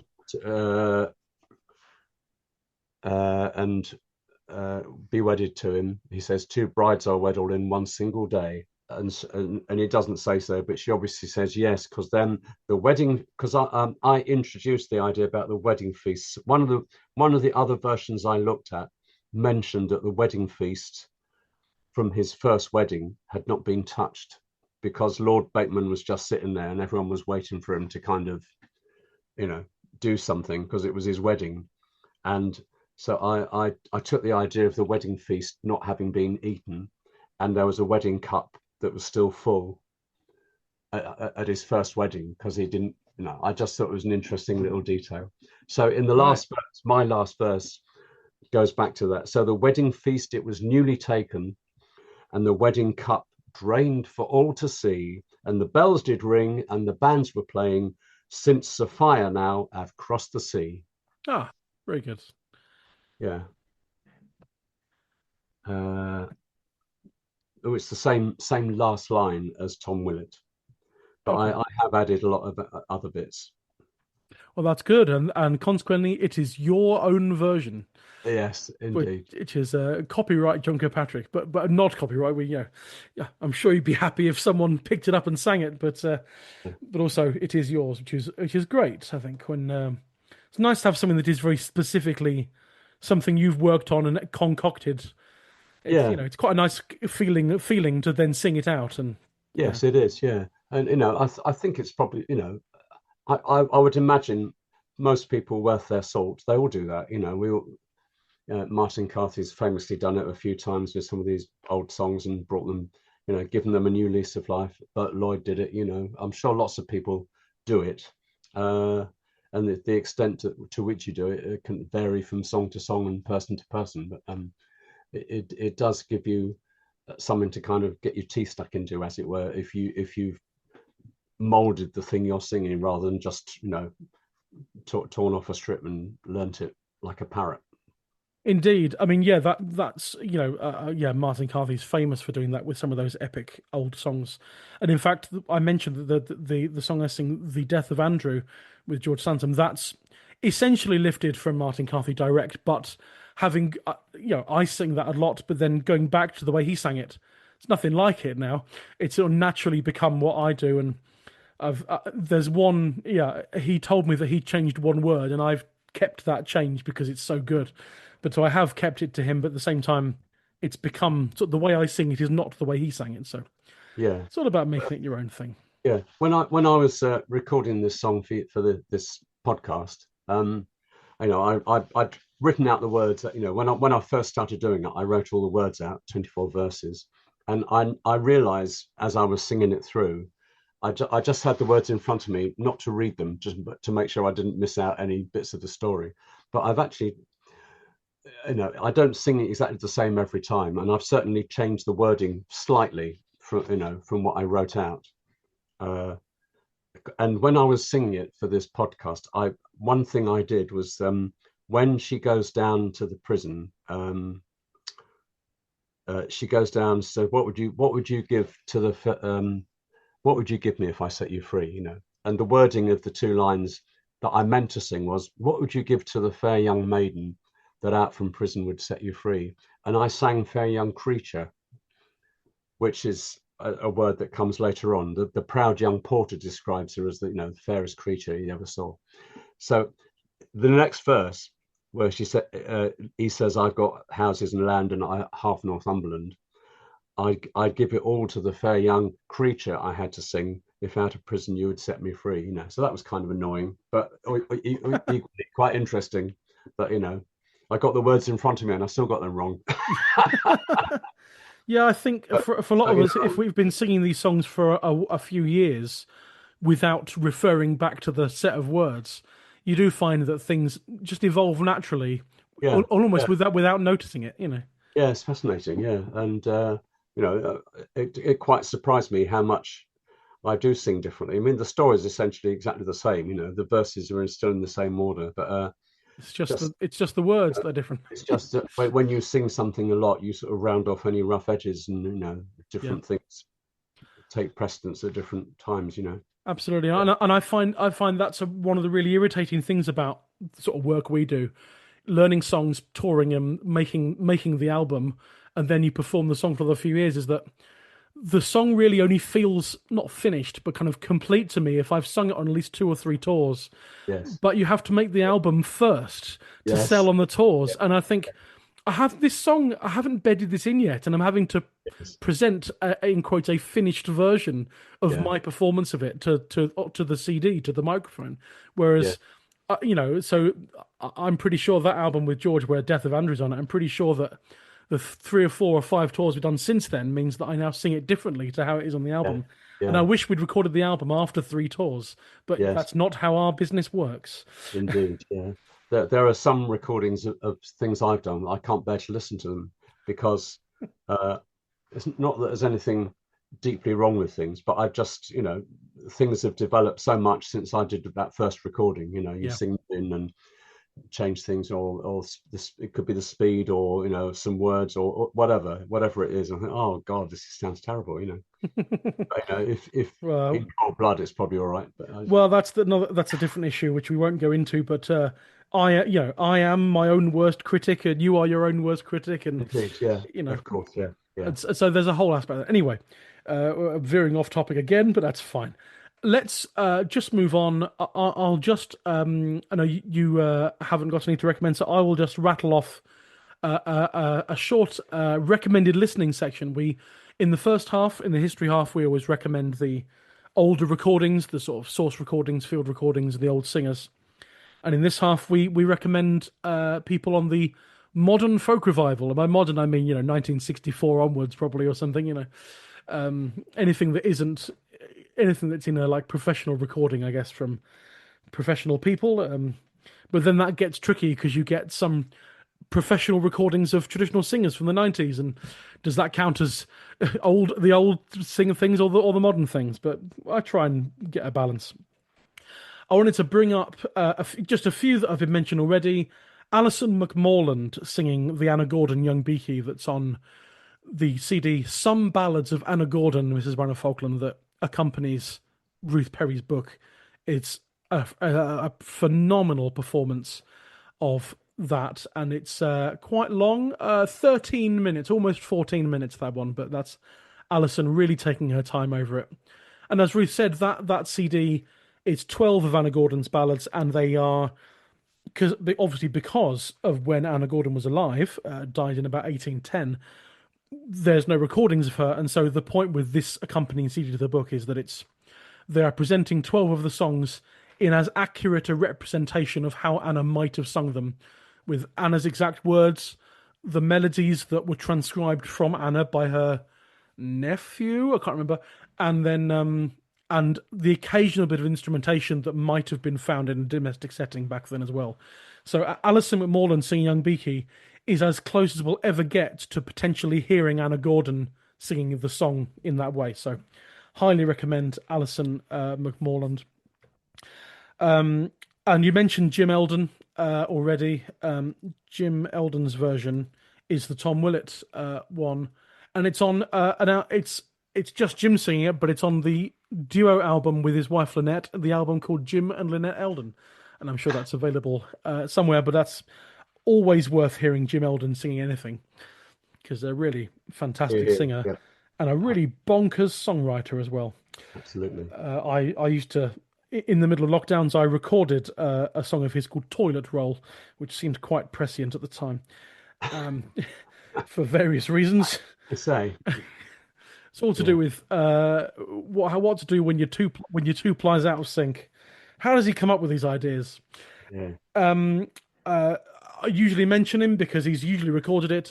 John Bowden did record a version of Lord Bateman for his A Folk Song a Day project, which went through almost 10 years ago, I think now. And that's, 2011, so almost 15 years ago. That's the Burt Lloyd version, the L. Lloyd version. But always recommend John for that one. If you're lucky enough to have a copy of the LP Nick Jones by Nick Jones, you'll be able to hear Nick Jones singing Lord Bateman. It's I think there might be some bootlegs on YouTube and stuff, but it went out on trailer, so it's not available technically. But yeah, Nick's fantastic version. He said that.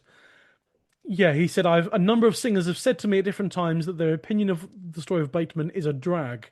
I have always viewed the ballad as a kind of Errol Flynn film, possessing great sweep and colour, in spite of a degree of predictability, and as such it deserves to stand as a classic. Well said, that man. Friend of ours, I know you've recorded with him, or at least on one of his CDs, is a singer we had at the very first episode of this season of the podcast. We had Chris Foster on to talk about The Trees That Go High, and I know you recorded some stuff for his album Hadelin in 2017. And he did a CD in 2008 called Outsiders, and track one, Lord Bateman, and that's a version that he has mishmashed from lots of different places. Some of it's from Child, some of it's from Joseph Taylor, and some of it's from a Newfoundland singer called Anita Best. And the tune he's tweaked from versions over the years. So it's a real sort of mishmash conglomerate thing. But love Chris Foster. The Askew Sisters, two more. The Askew Sisters recorded it. Emily and Hazel Askew. We had Hazel on the podcast in season 1 for the two sisters. There's a 2010 CD of theirs called Through Lonesome Woods. And there's Lord Bateman on there, which is mostly the tune. The melody is from the Irish version called Lord Baker from John Riley, which I did actually mention in the first half of this episode. And I love Hazel Askew singing. I think it's absolutely fantastic. Well worth that one. And I just want to highlight one more, which is on a CD. A fantastic Oxfordshire band called Magpie Lane. We had Andy Turner from that band on the podcast in season 2 for the Cruel Ship's Carpenter episode. And I've managed to miss Magpie Lane a lot over the years, but I have seen them in Sheffield a couple of times. And last year at Whitby Folk Week, I watched one of the best gigs I've seen in ages. It was the Metropole Ballroom on the Friday afternoon. 4 acts. We had Holly Clark and the Reavers, Brian Peters, Alistair Anderson, and Magpie Lane. And a finer 3 hours I couldn't have spent. And Magpie Lane are fantastic, and Ian Giles is the lead singer in that. And they performed Lord Bateman and Ian Giles is a fantastic singer, and they did a really great version. It was collected by Cecil Sharp in Bampton in Oxfordshire. The source of their tune is from a guy called Shadrach Hayden, collected by Cecil Sharp, and in 1909. But I've just always been very impressed by when you get a band that does like a full band arrangement of an epic ballad. They've put the time in to really think about how they're going to arrange an 8 or 10 minute ballad. And I was very impressed by Magpie Lane doing all of Lord Bateman, accompanying Ian Giles. And there's YouTube videos of that, but also a 2017 CD of theirs called 3/4 Time. is where it's on if anyone wants to hear the official studio version. I will put links to all of those and probably more in the show notes, but I think we'll leave things there. This has been this is looking to be a bumper edition of In the Roud, because quite frankly, as we've found, there's so much to say about this song and about other tangents which have relevance. So this has been really marvelous, and yeah, thank you, John, for agreeing to do this. I think it's been fantastic. Thank you. I've enjoyed it. Yeah, thank you very much. Great, and I'm looking forward to seeing you in next week in Sidmouth Folk Week, and 2 weeks later in Whitby Folk Week, as always. And we have looked at the podcast future over the next couple of years. There will definitely be chances for you to have a reappearance of your good self on the podcast. But until then, John Kirkpatrick, thank you very much. Thank you, and goodbye. Lord Bateman was a noble lord, oh, a noble lord, oh, of high degree.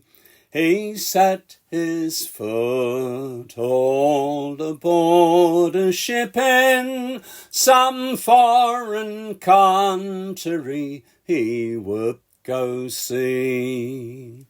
While he sailed east and he sailed west, until he came to the Grand Turkey. And there he was taken and put in prison, which caused Lord Bateman no such misery. Now the turnkey had one lovely daughter, oh, the fairest creature as you ever did see.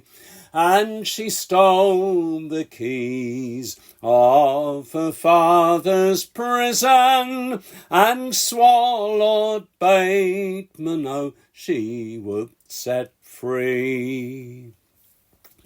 And it's down she goes then, this young Sapphire, and for every lock she had every key. Oh, what would you give to a fair young maiden who out from prison, oh, would set you free? Oh, it's I have houses and I have lands, and half Northumberland belongs to me. Oh, I give it all to a fair young maiden who out from prison, oh, would set me free. Well, she gave to him a slice of bread and a bottle of, oh, the very best wine. Said it's I want none of your land nor silver, but I wish, Lord Bateman, oh, as you were mine. Now it's 7 long years I will wait for you, and 2 years more, oh, to make up 9. It's if you won't wed with no other woman, then it's I won't wed with no other man. Down to the harbour went young Sapphire, and she placed him on, oh, some ship of fame. Farewell, farewell, oh, my sweet Lord Bateman, oh, to my heart that we may meet again. Now the 7 long years they were past and over, and 2 years more, oh, to make up 9. She's taken a ship, sailed across the ocean, until she came to Northumberland. And straight she goes to Lord Bateman's castle.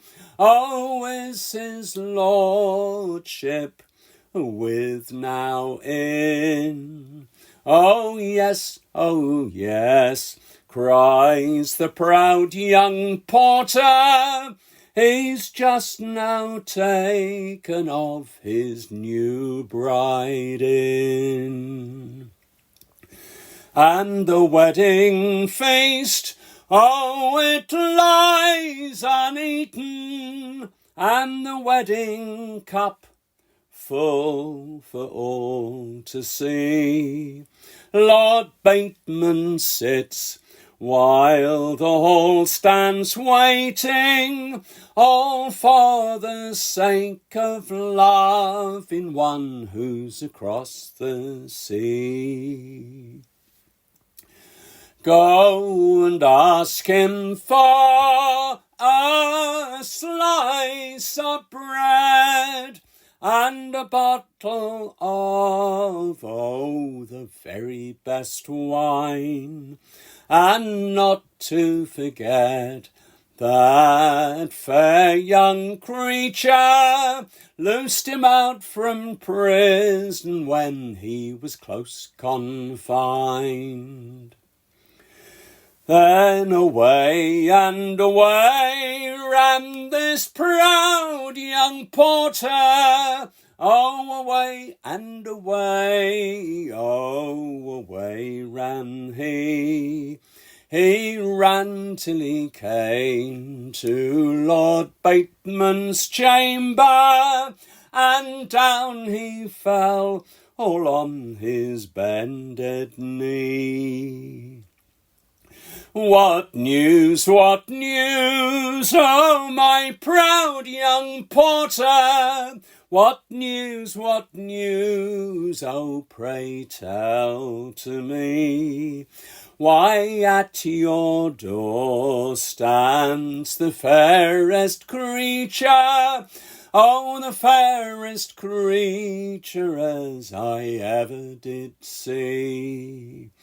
For she has got rings on every finger, on one of them, oh, she has got 3, and enough gay gold all around her middle, 'twould buy Northumberland sure 3 times 3.